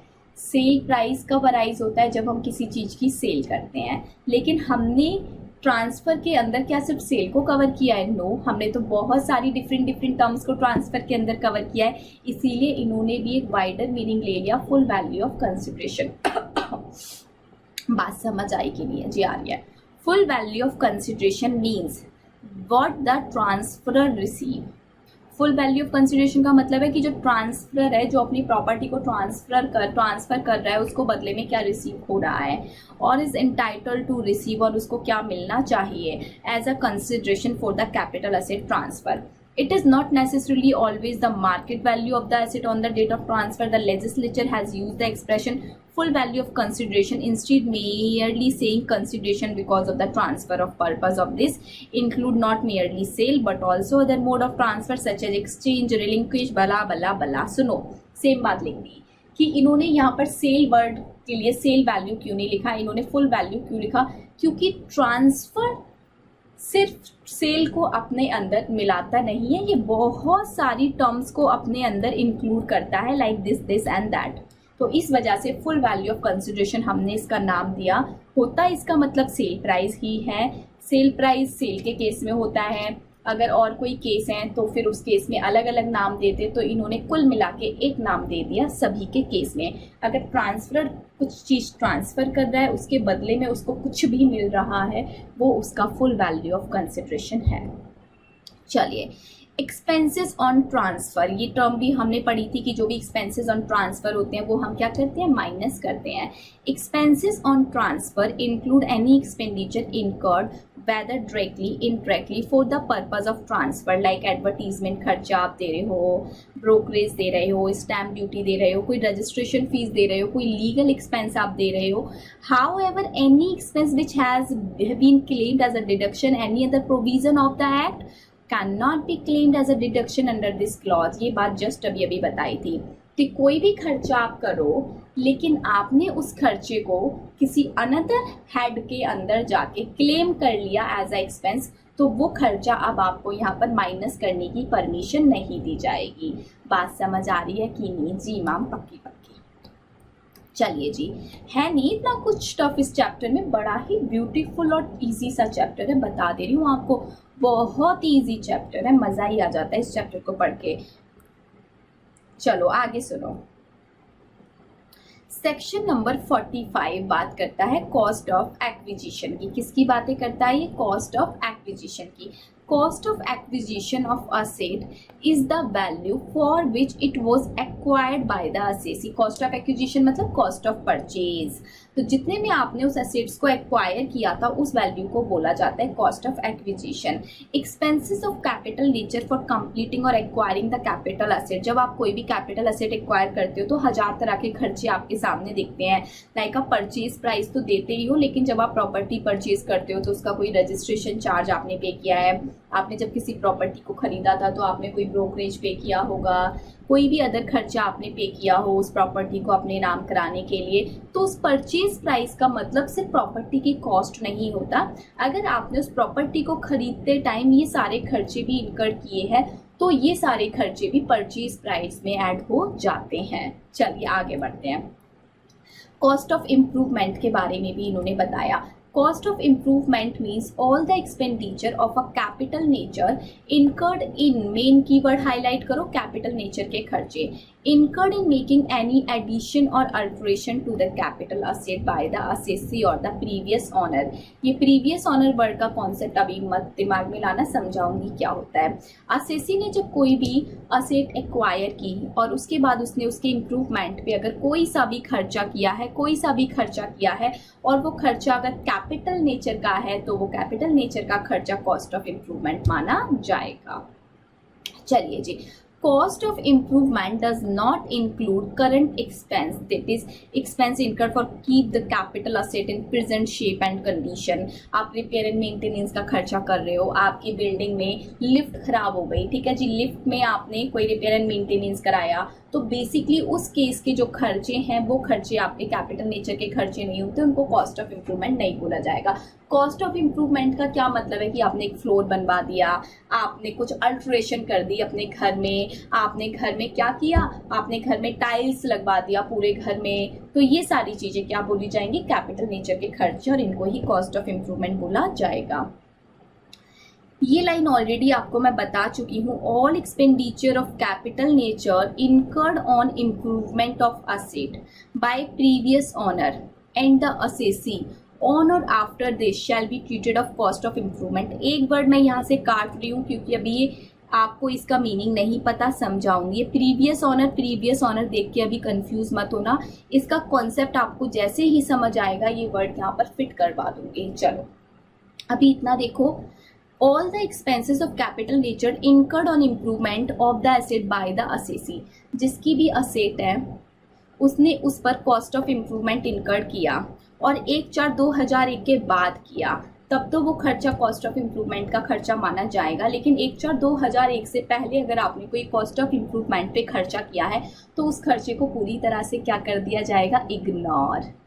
चलो यहाँ क्लियर कट लिखा है, cost of improvement incurred before 1/4/2001 shall be ignored for all the cases. सभी केस में उसको इग्नोर कर दिया जाएगा। मैम यहाँ पर 2 कीवर्ड आ रहे थे, ये प्रीवियस ऑनर, प्रीवियस ऑनर। ये आपने क्यों कटवाए? आपने तो कटवा दिए पर हमको अच्छा नहीं लग रहा। I mean, हमारे मन में वही चल रहा है, क्योंकि हम जो चीज़ छोड़ देते हैं ना, हम वही सोचते हैं। फिर जो आप पढ़ा रहे हो ना, उसमें तो हमारा दिमाग ही नहीं चलता। चलो जी सुनो, अब ये क्या होता है, प्रीवियस ऑनर का क्या मतलब है ये समझाती हूँ। सुनो, सपोज करो आपको, अभी एक एग्जांपल ले रही हूँ, हालांकि प्रीवियस ऑनर में बहुत सारी चीज़ें कवर है, हम उसका पर्टिकुलर सेक्शन पढ़ेंगे, वहां पर मैं कराऊंगी। अभी बस आपके दिमाग में एक एग्जांपल से फिट करूंगी। मिस्टर एक्स है, ठीक है जी, मिस्टर एक्स है। मिस्टर एक्स के पास ये घर था, ठीक है जी, मिस्टर एक्स के पास एक अच्छा खासा घर था। मिस्टर एक्स के एक बेटे हैं जिनका नाम है मिस्टर विजय। मिस्टर एक्स के बेटे का नाम है मिस्टर विजय। अब मिस्टर एक्स की एज हो गई 80-85 साल के ये हो गए। ये इनको लग रहा है कि इनकी डेथ हो जाएगी, और ऐसा करो केस ले लो कि इनकी डेथ हो गई। मैं बोलना नहीं चाहती थी पर चलो केस ले लो कि इनकी डेथ हो गई, मिस्टर एक्स की डेथ हो गई। अब इसके बाद जो ये प्रॉपर्टी है, ये प्रॉपर्टी किसको मिल गई, मिस्टर विजय को मिल गई। अब मिस्टर विजय को ये प्रॉपर्टी मिल गई, मिस्टर विजय इस प्रॉपर्टी को सेल कर देते हैं 5 लाख रुपए में। मिस्टर विजय को ये प्रॉपर्टी मिल गई। Now who is the owner of property, पहले मुझे ये बताओ, अभी सेल वेल की बातें मत करो। मिस्टर एक्स की प्रॉपर्टी मिस्टर विजय के हाथ में आ गई। बताइए इस केस में ऑनर कौन है? Ma'am, mister Vijay is the owner of this property, right? Yes. अब mister Vijay sell the property for ₹5 lakh. Mister Vijay क्या करते हैं, 5 लाख रुपए में इस प्रॉपर्टी को बेचते हैं, ठीक है। अब जब मिस्टर विजय 5 लाख में इस प्रॉपर्टी को बेच रहे हैं तो फुल वैल्यू ऑफ कंसिडरेशन कितना हो गया, 5 लाख। इसमें से आप क्या माइनस करोगे ma'am, index cost of acquisition. मैं इंडेक्सेशन इसलिए कर रही हूँ, मैं मान के चल रही हूँ ये लॉन्ग टर्म है। मैम आपने ऐसा कैसे मान लिया कि ये लॉन्ग टर्म है? पीरियड ऑफ होल्डिंग आपने कहाँ से लिया, मिस्टर विजय की डेट से लिया या फिर मिस्टर एक्स की डेट से लिया? मैंने मिस्टर एक्स की डेट से लिया। क्यों मैम, सिखाऊंगी जब हम प्रीवियस ऑनर के सारे केस पढ़ेंगे। अभी सिर्फ मैं बताना चाहती हूँ कि प्रीवियस ऑनर कौन होता है। तो देखो, कॉस्ट ऑफ एक्विजिशन आप माइनस करोगे, उतनी कॉस्ट ऑफ एक्विजिशन माइनस करोगे जो प्रीवियस ऑनर की कॉस्ट ऑफ एक्विजिशन रही होगी। मिस्टर एक्स ने ये घर कितने में खरीदा, वो खर्चा आप यहाँ से माइनस करोगे। कॉस्ट ऑफ इम्प्रूवमेंट भी माइनस करोगे क्या? जी बिल्कुल। सपोज मिस्टर विजय ने कॉस्ट ऑफ इम्प्रूवमेंट कुछ इनकर्ड किया था तो वो तो आप माइनस करोगे। लेकिन अगर प्रीवियस ऑनर ने भी कुछ ना कुछ कॉस्ट ऑफ इम्प्रूवमेंट इनकर्ड किया हो तो मैम, तो वो भी माइनस करोगे। तो यही बातें यहाँ पर लिखी हुई हैं, कि कॉस्ट ऑफ इम्प्रूवमेंट अगर असेसी इनकर्ड करता है तो भी माइनस होगा, अगर प्रीवियस ऑनर इनकर्ड करता है तो भी माइनस होगा। सिमिलरली अगर कोई सा भी अगर ये खर्चा कॉस्ट ऑफ इम्प्रूवमेंट का इनकर्ड किया गया है असेसी के द्वारा या प्रीवियस ऑनर के द्वारा 1/4/2001 के बाद तो माइनस होगा। लेकिन 1/4/2001 से पहले किसी ने भी इनकर्ड किया हो, चाहे प्रीवियस ऑनर ने इनकर्ड किया हो, चाहे असेसी ने इनकर्ड किया हो, पूरी तरह से इस खर्चे को क्या कर दिया जाएगा, इग्नोर। अब बताइए बात बनी कि नहीं? अब मैम बात बन गई, अब मजा आ गया हमको। चलिए वापस से आइए अब हैंड रिटन नोट्स में।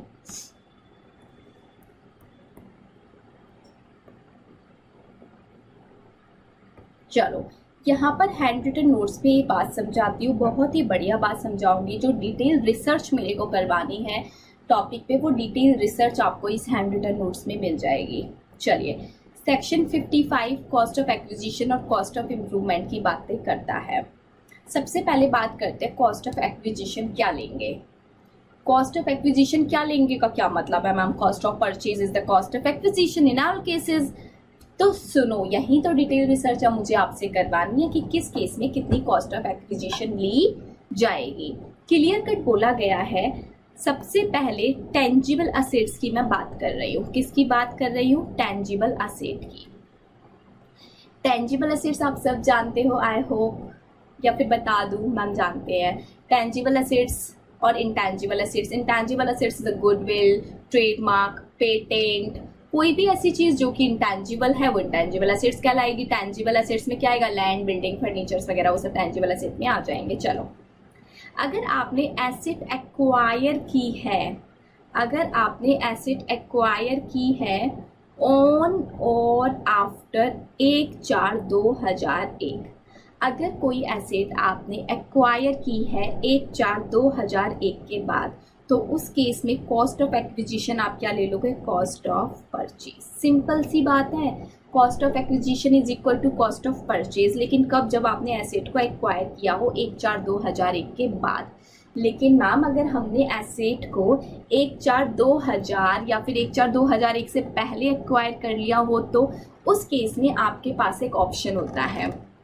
तो ऑप्शन आपके पास होता है कॉस्ट ऑफ एक्विजिशन को लेने के लिए। उस केस में आप क्या करोगे?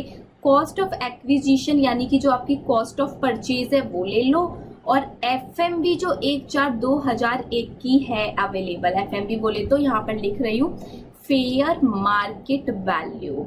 Fair market value as on 1 April 2001 क्या है वो पता करो। आपको दोनों वैल्यू पता लग चुकी हैं। इन दोनों में जो भी हायर हो वो ही ले लेना, क्योंकि उसी में आपका फायदा है। देखो, सेल प्राइस में से कॉस्ट ऑफ एक्विजिशन क्या होता है? माइनस। तो जितनी बड़ी रकम, जितना बड़ा अमाउंट आप माइनस करोगे उतनी ही आपकी इनकम कम आएगी कि नहीं? जी मैम आएगी। तो आपके पास एक ऑप्शन होता है कि आप चाहो तो फेयर मार्केट वैल्यू भी कंसीडर कर सकते हो। एग्जाम के लिए आपको कंपेयर करना है और मैंने क्लियर कट लिख दिया है, इन दोनों में जो भी हायर होगा उसी को आप कॉस्ट ऑफ एक्विजिशन मानोगे। एसेट आपने एक्वायर किया था आफ्टर 1/4/2001, तब तो कुछ सोचने वाली बात ही नहीं है। लेकिन 1/4/2001 वाले डे ही एक्चुअल में एक्वायर किया या फिर उससे पहले एक्वायर किया, तो दो ऑप्शन है, इन दोनों को कंपेयर कर लेना। Whichever is higher shall be the cost of acquisition. चलिए, ये तो बात की थी हमने टेंजिबल असेट की। किसकी बात की थी? Tangible asset. टेंजिबल असेट क्या आप खुद जनरेट करते हो क्या? नो मैम, टेंजिबल असेट तो हम एक्वायर ही करते हैं। खुद से कैसे जनरेट कर लेंगे? खुद से तो टेंजिबल असेट जनरेट की ही नहीं जा सकती। जी मैम बिल्कुल। लेकिन अगर मैं बात करूं इंटेंजिबल असेट की, अगर मैं बात करूं इंटेंजिबल असेट की, तो इंटेंजिबल असेट हो सकता है आपने परचेज की हो सकता है आपने सेल्फ जनरेट की हो सकता है ना, बिल्कुल हो सकता है मैम। हो सकता है आपने एक्वायर की हो सकता है आपने खुद से उसको जनरेट किया हो। गुडविल वगैरह आप खुद से जनरेट कर रखा है आपने बिजनेस में, आपका नाम है, आप जितना कमाओगे उतना ही आगे बढ़ेगा। ठीक है जी, हो सकता है आपने खुद से जनरेट कर रखा हो। अब देखो, अगर आपने जनरेट कर रखा है खुद से आपने गुडविल जनरेट कर रखी है और उस गुडविल को आप बेच रहे हो, तो बेचने में आपको 5 करोड़ रुपया मिल रहा है। लेकिन इसमें से माइनस क्या करोगे? कॉस्ट ऑफ एक्विजिशन बताओ, क्या माइनस करोगे? मैम माइनस क्या करेंगे वही तो नहीं पता, वही तो मैं सिखा रही हूँ जी। सुनो, अगर ये जो गुडविल आप जो बेच रही हो ये सेल्फ जनरेटेड है, आपने खुद से कमाई है, तो उस केस में कॉस्ट ऑफ एक्विजिशन क्या हो जाएगा? निल। यानी कि कुछ भी माइनस नहीं कर पाओगे, पूरा का पूरा 5 करोड़ रुपए क्या हो जाएगा? टैक्सेबल। ठीक है जी। जी मैम, इन्होंने क्लियर कट लिखा है यहाँ पे कि सेल्फ जनरेटेड एसेट्स में कौन कौन सी चीजें आती हैं। ये अभी पढ़ाऊंगी, अभी रुक जाइए, पहले इसे पढ़ लेते हैं। इंटेंजिबल की बात करें, पहले इसे पढ़ो। लेकिन अगर आपने इंटेंजिबल एसेट्स को एक्वायर किया है, तो उस केस में इंटेंजिबल एसेट्स को अगर आपने एक्वायर किया है, तो उस केस में कॉस्ट ऑफ परचेज ही आपकी कॉस्ट ऑफ एक्विजिशन मानी जाएगी। मैम अब हम ये पूछ रहे हैं कि हमने एक्वायर अगर किया है 1/4/2001 के बाद, तब क्या माना जाएगा? Cost of purchase he cost of acquisition मानी जाएगी। लेकिन मैम 1/4/2001 से पहले एक्वायर किया है, तो उस केस में भी आपको कॉस्ट ऑफ परचेज ही लेनी पड़ेगी। यानी कि मैम यहाँ पर फेयर मार्केट वैल्यू जैसा कोई ऑप्शन नहीं है जी। यहाँ पर फेयर मार्केट वैल्यू जैसा कोई ऑप्शन आपके पास अवेलेबल नहीं है। एक सेकेंड रुक जाइए, फाइल मेरी क्लोज हो गई है, वो फाइल क्लोज हो गई थी, मैंने यहाँ पर दूसरे सॉफ्टवेयर में इसको ओपन कर लिया है। चलिए, तो मैं आपको क्या बता रही थी, अगर इंटेंजिबल असेट की बात करें और इंटेंजिबल असेट को आपने एक्वायर किया है, तो अगर वो 1/4/2001 से पहले एक्वायर होगी तो आपको फेयर मार्केट वैल्यू का ऑप्शन यहाँ पर नहीं है, लेकिन वो ऑप्शन आपका टेंजिबल असेट्स में आपके हाथ में था। यहाँ पर क्लियर कट लिखा है, no option of fair market value is available even if asset were acquired before 1/4/2001। यानी कि यहाँ पर हमेशा कॉस्ट ऑफ परचेज ही आपका कॉस्ट ऑफ एक्विजिशन बनेगा। लेकिन अगर मैं सेल्फ जनरेटेड की बात करूँ तो हमेशा क्या माना जाएगा, cost of acquisition nil. Ma'am intangible assets का क्या मतलब है, एक बार मैं आपको बता देती हूँ कि इंटेंजिबल एसेट्स का क्या मतलब है। देख लो, यहाँ पर क्लियर कट लिखा है, goodwill of business, trade name, brand name, tenancy right, stage carriage permits, loom hours, right to manufacturing any article और thing, right to produce any article of thing, right to process any article thing, right to carry any business और profession. Ma'am ये क्या है, एक बार फिर भी please आप बता दीजिए तो हमको ज्यादा अच्छे से समझ आएगा। देखो ये चीज समझो, राइट टू मैन्युफैक्चरिंग। आप हल्दीराम का केस लेते हैं, हल्दीराम अपनी आलू भुजिया खुद ही मैन्युफैक्चर करते हैं कि नहीं जी करते हैं। क्या आप उनकी वाली आलू भुजिया मैन्युफैक्चर कर सकते हो, जो उनका फॉर्मूला है आलू भुजिया को बनाने का, क्या वो फॉर्मूला आप कॉपी कर सकते हो? बिल्कुल नहीं कर पाओगे, उनका फॉर्मूला पेटेंट है। इवन उनका फॉर्मूला तो इतना पेटेंट है, पहली बात तो वो फॉर्मूला आपको कहीं मिलने ही नहीं वाला। वो फॉर्मूला बिल्कुल पूरी तरह से हाइड है, वो फॉर्मूला आप पता ही नहीं लगा पाओगे। तो आप उनसे परमिशन लोगे तो वो आपको राइट टू मैन्युफैक्चरिंग देंगे कि नहीं देंगे। अगर आपको राइट टू मैन्युफैक्चरिंग देते हैं तो आपसे कंसिडरेशन वगैरह तो चार्ज करेंगे, ऑब्वियसली करेंगे। ठीक है जी, तो right to manufacturing, right to produce, right to process, right to carry, right to profession, business को कैरी करो आप हमारे नाम पर या नहीं करो, ये सारे राइट्स आपको मिल रहे हैं। गुडविल ऑफ द बिजनेस आपको मिल रही है, trade name, brand name, tenancy rights आपको मिल रहे हैं, स्टेज कैरेज परमिट, जो रूट होते हैं, रूट परमिट होते हैं, एक स्टेट से दूसरे स्टेट में जाने का आपको राइट मिल रहा है, लूम आवर्स आपको मिल रहे हैं। इन सभी केसेस को बोला जाता है इंटेंजिबल असेट। चलिए जी, आइए आगे बढ़ जाते हैं। ज़्यादा टाइम यहाँ नहीं लगाऊंगी क्योंकि इतना डिटेल में अंदर की चीज़ें एग्जाम में कतई भी नहीं आने वाली हैं। अब बात आती है कॉस्ट ऑफ एक्विजिशन। खत्म, मैंने कॉस्ट ऑफ एक्विजिशन में क्या पढ़ाया, जल्दी से रिवीजन कराओ। मैम कॉस्ट ऑफ एक्विजिशन में आपने दो चीजें बताई, या तो असेट होगी टैंजिबल या होगी इंटैंजिबल। अगर असेट टैंजिबल है तो हमें देखना है क्या हमने एसेट को 1/4/2001 से पहले परचेज किया। अगर हमने एसेट को 1/4/2001 वाले दिन या फिर उससे पहले परचेज किया तो fair market value of cost of purchase whichever is higher shall be the cost of purchase. लेकिन मैम कॉस्ट ऑफ एक्विजिशन, लेकिन मैम अगर हमने 1/4/2001 के बाद परचेज किया है तो cost of purchase is the cost of acquisition. ठीक है जी। लेकिन अगर हम इंटेंजिबल असेट की बात करें तो असेट दो तरह की होती हैं, सेल्फ जनरेटेड भी हो सकती हैं और एक्वायर्ड भी हो सकती हैं। सेल्फ जनरेटेड के केस में हमेशा कॉस्ट ऑफ एक्विजिशन नील होगा, लेकिन अगर हम बात करें एक्वायर की तो अगर वो चाहे आपने 1/4/2001 से पहले एक्वायर की हो, चाहे बाद में एक्वायर की हो, चाहे 1/4/2001 वाले दिन एक्वायर की हो, सभी केसेस में कॉस्ट ऑफ परचेज ही आपकी कॉस्ट ऑफ एक्विजिशन मानी जाएगी। इतनी सी बात हमने सीखी जी मैम। अब बात करते हैं कॉस्ट ऑफ इम्प्रूवमेंट की। कॉस्ट ऑफ इम्प्रूवमेंट के केस में टेंजिबल एसेट्स पे आप कॉस्ट ऑफ इम्प्रूवमेंट का खर्चा कर रहे हो, चलो तो हो सकता है ये खर्चा, पहले आप मुझे क्लियर बताओ क्या आपको अच्छे से पता है कि नहीं कि जो कॉस्ट ऑफ इम्प्रूवमेंट अगर 1/4/2001 से पहले किया है, चाहे टेंजिबल पे किया हो चाहे इंटेंजिबल पे किया हो, सारा का सारा क्या हो जाता है, इग्नोर। ठीक है मैम, चलो फिर भी मैंने यहाँ पर क्लियर कट लिखा है, अगर आपने टेंजिबल के ऊपर कॉस्ट ऑफ इम्प्रूवमेंट इनकर्ड किया, ऑन और आफ्टर इस डेट किया तो सभी खर्चे आपके कंसीडर किए जाएंगे, लेकिन ऑन और बिफोर किया तो सारे के सारे खर्चे आपके क्या कर दिए जाएंगे मैम, इग्नोर्ड। ठीक है, ये बात तो आपको पता थी टेंजिबल के अंदर। इंटेंजिबल की बात करते हैं, इंटेंजिबल की बात करते हैं, अगर आपने जो भी खर्चा किया है बिफोर किया है तब इग्नोर हो जाएगा, बिफोर तो हमेशा ही इग्नोर हो जाएगा, लेकिन आफ्टर किया है तो कंसीडर किया जाएगा, आफ्टर का खर्चा कंसीडर किया जाएगा। तो ये तो आपने इग्नोर करना है। लेकिन अगर आफ्टर का खर्चा है तो मैम, आफ्टर का खर्चा है तो आप सबको पता है कि टेंजिबल हो तो हम कंसीडर करते हैं, लेकिन इंटेंजिबल है तो देखते हैं क्या होता है, इंटेंजिबल है तो देखते हैं क्या होता है। देखो, अगर आपने खर्चा किया है गुडविल के ऊपर, right to manufacturing, right to produce, right to process of any article और थिंग और right to carry any business, इस चीज के लिए आपने इम्प्रूवमेंट पर कोई भी खर्चा किया है तो आपकी कॉस्ट ऑफ इम्प्रूवमेंट क्या हो जाएगी, नील। क्या हो जाएगी? नील। इनाम याद रखना, goodwill, right to manufacturing, right to produce, right to process और right to carry any business और प्रोफेशन। इन केस में कॉस्ट ऑफ इम्प्रूवमेंट आपकी हमेशा नील रहेगी। चाहे भले ही आपने कॉस्ट ऑफ इम्प्रूवमेंट का खर्चा 1/4/2001 के बाद किया है, स्टिल वो क्या रहेगा? नील। बात समझ आई कि नहीं? जी मैम, बात तो अब हमको समझ आई। इसका मतलब मैम अदर इंटेंजिबल एसेट्स है, हमने तो बहुत सारी पढ़ी थी, लेकिन बाकी की कौन सी बच गई? Trade name, brand name, route permit, लू मार्क्स, टेनेंसी राइट। इन सब के केस में मैम अगर हमने कॉस्ट ऑफ इम्प्रूवमेंट कर दिया तो वो सारा खर्चा आपका कंसीडर किया जाएगा। चलो फिर से एक बार रिवाइज कराती हूँ कॉस्ट ऑफ इम्प्रूवमेंट की बातें। कॉस्ट ऑफ इम्प्रूवमेंट आप टेंजिबल में भी करोगे, इंटेंजिबल में भी। 1/4/2001 से पहले की चाहे टेंजिबल में करो चाहे इंटेंजिबल में करो, फुल्ली इग्नोर्ड। लेकिन अगर 1/4/2001 के बाद टेंजिबल में कर रहे हो तो वो कंसीडर की जाएगी। लेकिन 1/4/2001 के बाद आप कॉस्ट ऑफ इम्प्रूवमेंट का खर्चा इंटेंजिबल में कर रहे हो तो इंटेंजिबल को 2 पार्ट्स में बांटा गया।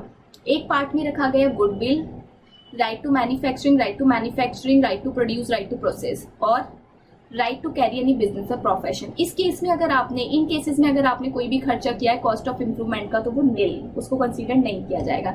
लेकिन trade name, brand name, route permit, लू मार्क, टेनेंसी राइट के केस में अगर आपने कोई खर्चा किया है, इम्प्रूवमेंट पर कोई खर्चा किया है, तो उस खर्चे पर जितना खर्चा आपने इनकर किया है उसको कंसीडर किया जाएगा। बताइए बात समझ आई कि नहीं? जी मैम, बात तो हमको समझ आ गई। चलिए आ जाइए वापस, अब ये बुक पर आ जाइए। बुक पर मैं आपको ये चीज़ बता देती हूँ, हालांकि अब ये सब कुछ आपको आता है, लेकिन बुक में ये डिफरेंट मैनर में लिखा हुआ है, तो मे बी आपको इस मैनर में याद रहे तो इसमें कर लेना, वरना hand written notes is the best. ठीक है जी, वैसे याद रखना सबसे इजी वे है।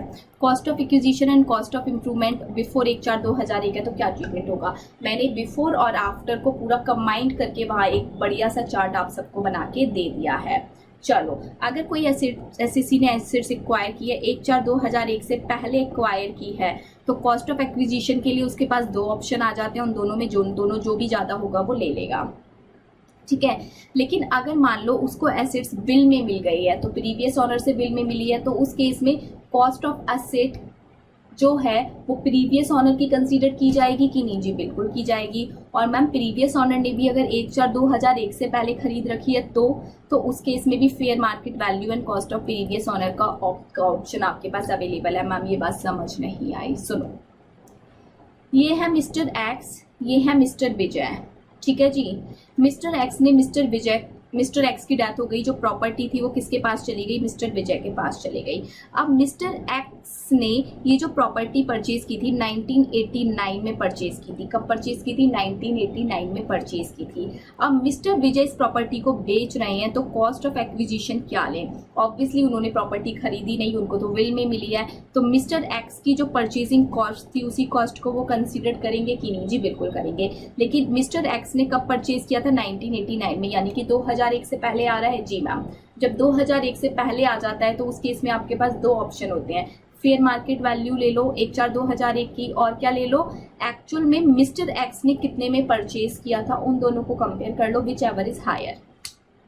कॉस्ट ऑफ इम्प्रूवमेंट का आप सबको पता है 1/4/2001 से पहले का अगर कॉस्ट ऑफ इम्प्रूवमेंट है तो पूरा इग्नोर कर दिया जाएगा, चाहे प्रीवियस एसएससी ने किया हो चाहे करंट एसएससी ने किया हो, बट आफ्टर वाला पूरा का पूरा कंसीडर कर लिया जाएगा। चलिए, सिमिलरली इन्होंने बात बताई है कॉस्ट ऑफ एक्विजिशन के बारे में, cost of acquisition of intangible assets के केस में, तो ये भी मैंने आपको बढ़िया से वहां पर समझा दी कि अगर गुडविल है, बिजनेस राइट है, ये वाली अगर एसेट है तो कॉस्ट ऑफ इम्प्रूवमेंट नील हो जाती है। Trade name, brand name, tenancy right, इन सब के केस में जितना आपने एक्सपेंस इनकर किया वो सभी आपकी कॉस्ट ऑफ इम्प्रूवमेंट कंसीडर की जाती है। लेकिन कॉस्ट ऑफ इम्प्रूवमेंट एक्विजिशन की बात करें तो आप सबको मैंने बताया था अगर सेल्फ जनरेटेड है तो नील है, लेकिन अगर कॉस्ट ऑफ एक्विजिशन अगर आपने एक्चुअल में परचेज किया है तो जितना का आपने परचेज किया है वो परचेज प्राइस आपका कॉस्ट ऑफ एक्विजिशन माना जाएगा। फिर आपको कराया गया था कि option of fair market value यहाँ पर अवेलेबल नहीं होता, ये नोट में भी क्लियर कट लिखा था। चलो, ये कुछ एग्जांपल है, आप मुझे बताइएगा। ये टेंजिबल असेट्स मान लो, ये टेंजिबल मान लो, ये टेंजिबल मान लो, इसको इंटेंजिबल असेट मान लो। डेट ऑफ परचेज है ये, परचेज प्राइस है ये, ब्रोकरेज पेड है ये, और एफएमवी है ये। आप मुझे बताओगे कॉस्ट ऑफ एक्विजिशन क्या होगा? क्या बताओगे? कॉस्ट ऑफ एक्विजिशन क्या होगा? ठीक है जी मैम, कॉस्ट ऑफ एक्विजिशन हम बताएंगे। चलो जी, सबसे पहले देखो टेंजिबल असेट है। सबसे पहले देखो टेंजिबल असेट है कि नहीं जी, है। डेट ऑफ परचेज, ये जो प्रॉपर्टी है 1/4/2001 से पहले परचेज की गई है जी हाँ। जब 1/4/2001 से पहले परचेज की गई है तो अब आप क्या करोगे, इन दोनों में कंपेयर करोगे। फेयर मार्केट वैल्यू ऑन 1/4/2001, एक तो ये हो गई, प्लस परचेज प्राइस। और परचेज प्राइस का क्या मतलब होता है, जो भी खर्चा परचेज के टाइम पर किया वो प्राइस भी उसमें ऐड हो जाएगा। तो 2 लाख में 1% आप ऐड करोगे तो बताओ कितना आएगा मैम, 2 लाख प्लस 1% हम करेंगे तो आ जाएगा 2,02,000 रुपए। दोनों में विच एवर इज हायर, 2,02,000 आपका क्या हो जाएगा, cost of acquisition. Case number 2 करो, ये एसेट भी आपने 2001 से पहले परचेज किया है जी, बिल्कुल किया है। तो इस केस में भी ये ऑप्शन और ये ऑप्शन ले लो, जो भी ज्यादा आएगा तो मैम आपका ज्यादा आ जाएगा 70,000 रुपये। 70,000 रुपये यहाँ पर आपकी कॉस्ट ऑफ एक्विजिशन हो जाएगी। ये भी टेंजिबल एसेट है, यहाँ पर भी निकालो, 2001 से पहले की बातें हो रही है तो निकालो, इन दोनों को ऐड करो और 52,000 से कंपेयर करो, कितना आएगा, 50,000 प्लस 5% ये आ जाएगा 52,500 और ये कितना है 52,000। तो 52,500 इज द बिगेस्ट अमाउंट। तो ये आपका क्या हो जाएगा, cost of acquisition. Intangible asset के केस में अगर आपने 1/4/2001 से पहले परचेज कर रखी है तो वहां पर ये फेयर मार्केट वैल्यू जैसा कोई ऑप्शन अवेलेबल नहीं होता। तो 40,000 में 12% ऐड कर देना, जो भी फिगर आएगी वही होगी आपकी कॉस्ट ऑफ एक्विजिशन। इसी के साथ आज हमारा ये टॉपिक हम यहीं पे खत्म करते हैं। इसके बाद हम डिस्कस करेंगे नेक्स्ट क्लास में एक टॉपिक, हालांकि मुझे अभी और डिस्कस करना है पर मैं इसको भी नेक्स्ट क्लास में ही डिस्कस करूंगी। इस टॉपिक को नेक्स्ट क्लास में, एक काम करते हैं, इस टॉपिक को और डिस्कस कर देते हैं नेक्स्ट क्लास में, एक न्यू कॉन्सेप्ट से हम स्टार्ट करेंगे। चलो, बहुत सिंपल है जी, बहुत ज़्यादा, तभी तो करा रही हूँ ये वाला टॉपिक भी आज ही, मुझे पता है इन टाइम पे, वरना आपको कुछ नहीं समझ आता। इस केस में cost of improvement and cost of acquisition क्या लेंगे, यहाँ शेयर्स की बात चल रही है, ओरिजिनल शेयर्स की बात कर रहे हैं। कंपनी ने ओरिजिनल शेयर्स इशू किया, एक्चुअल में कंपनी ने प्रेफरेंस शेयर्स इशू किए, इक्विटी शेयर्स इशू किए। तो उसमें कॉस्ट ऑफ एक्विजिशन क्या होगा और कॉस्ट ऑफ इंप्रूवमेंट क्या होगा, जो आपने एक्चुअल में पेमेंट किया, जितने रुपए में आपने शेयर्स खरीदा वही आपका कॉस्ट ऑफ एक्विजिशन होगा जी, यस। पीरियड ऑफ होल्डिंग कहाँ से काउंट होना शुरू होगा, जिस टाइम आपने अलॉटमेंट लिया, जिस टाइम आपको शेयर्स अलॉट किया गया उस दिन से आपका पीरियड ऑफ होल्डिंग के लिए पीरियड स्टार्ट हो जाएगा। बोनस शेयर, बोनस शेयर आप सबको फ्री ऑफ कॉस्ट मिलता है, यस। तो बोनस शेयर के केस में कॉस्ट ऑफ एक्विजिशन निल होगा। लेकिन अगर बोनस शेयर्स आपको 1/4/2001 से पहले मिला है तो उस केस में फेयर मार्केट वैल्यू 1/4/2001 आपकी क्या हो जाएगी, बताइए, कॉस्ट ऑफ एक्विजिशन। ठीक है जी। लेकिन पीरियड ऑफ होल्डिंग कहाँ से शुरू होगा, अलॉटमेंट से। राइट शेयर्स की बात करें, अगर आपको ओरिजिनल शेयर होल्डर से राइट मिले हैं, राइट शेयर्स मिले हैं, तो जितना भी प्राइस आपने कंपनी को पे किया वही प्राइस आपका कॉस्ट ऑफ एक्विजिशन माना जाएगा। पीरियड ऑफ होल्डिंग सबका सेम है, अलॉटमेंट से ही स्टार्ट होगा। Next, person purchasing such offer from original right, ये जो राइट शेयर्स हैं आप इसको परचेज कर रहे हो शेयर होल्डर से। अब आप राइट शेयर डायरेक्टली कंपनी से नहीं ले रहे हो, आप किससे ले रहे हो, अनदर शेयर होल्डर से। ठीक है जी। जब आप अनदर शेयर होल्डर से लोगे तो कुछ ना कुछ प्राइस आप अनदर शेयर होल्डर को भी पे करोगे ऑब्वियसली, और कुछ प्राइस आप कंपनी को पे करोगे। दोनों प्राइस को ऐड कर देंगे तो कॉस्ट ऑफ एक्विजिशन निकल आएगी। कोई स्पेसिफाइड सिक्योरिटीज आपको मिल गई, लाइक स्वीट इक्विटी मिल गया, स्टॉक ऑप्शन, ई सॉप्स आपको मिल गए, ऐसा कोई शेयर आपको मिला है तो इस केस में कॉस्ट ऑफ एक्विजिशन होती है फेयर मार्केट वैल्यू। एक लास्ट, अगर मान लो share held in a company in liquidation, company liquidation में है तो उस केस में एक्चुअल कॉस्ट ऑफ एक्विजिशन आपकी मानी जाएगी कॉस्ट ऑफ एक्विजिशन। तो ये सिंपल सा एक टॉपिक था। नेक्स्ट क्लास में हम फिर से इस पूरे को रिवाइज कराया जाएगा, उसके बाद हम ये टॉपिक स्टार्ट करेंगे। चलिए जी, ये क्लास हम यहीं ओवर करते हैं। सारा का सारा आप नेक्स्ट क्लास में रिवाइज करके आना, एक बार रिवाइज मैं भी कराऊंगी और पूरा रिवीजन हम करके सारे के सारे डाउट्स लेके आगे बढ़ जाएंगे। Bye bye, take care.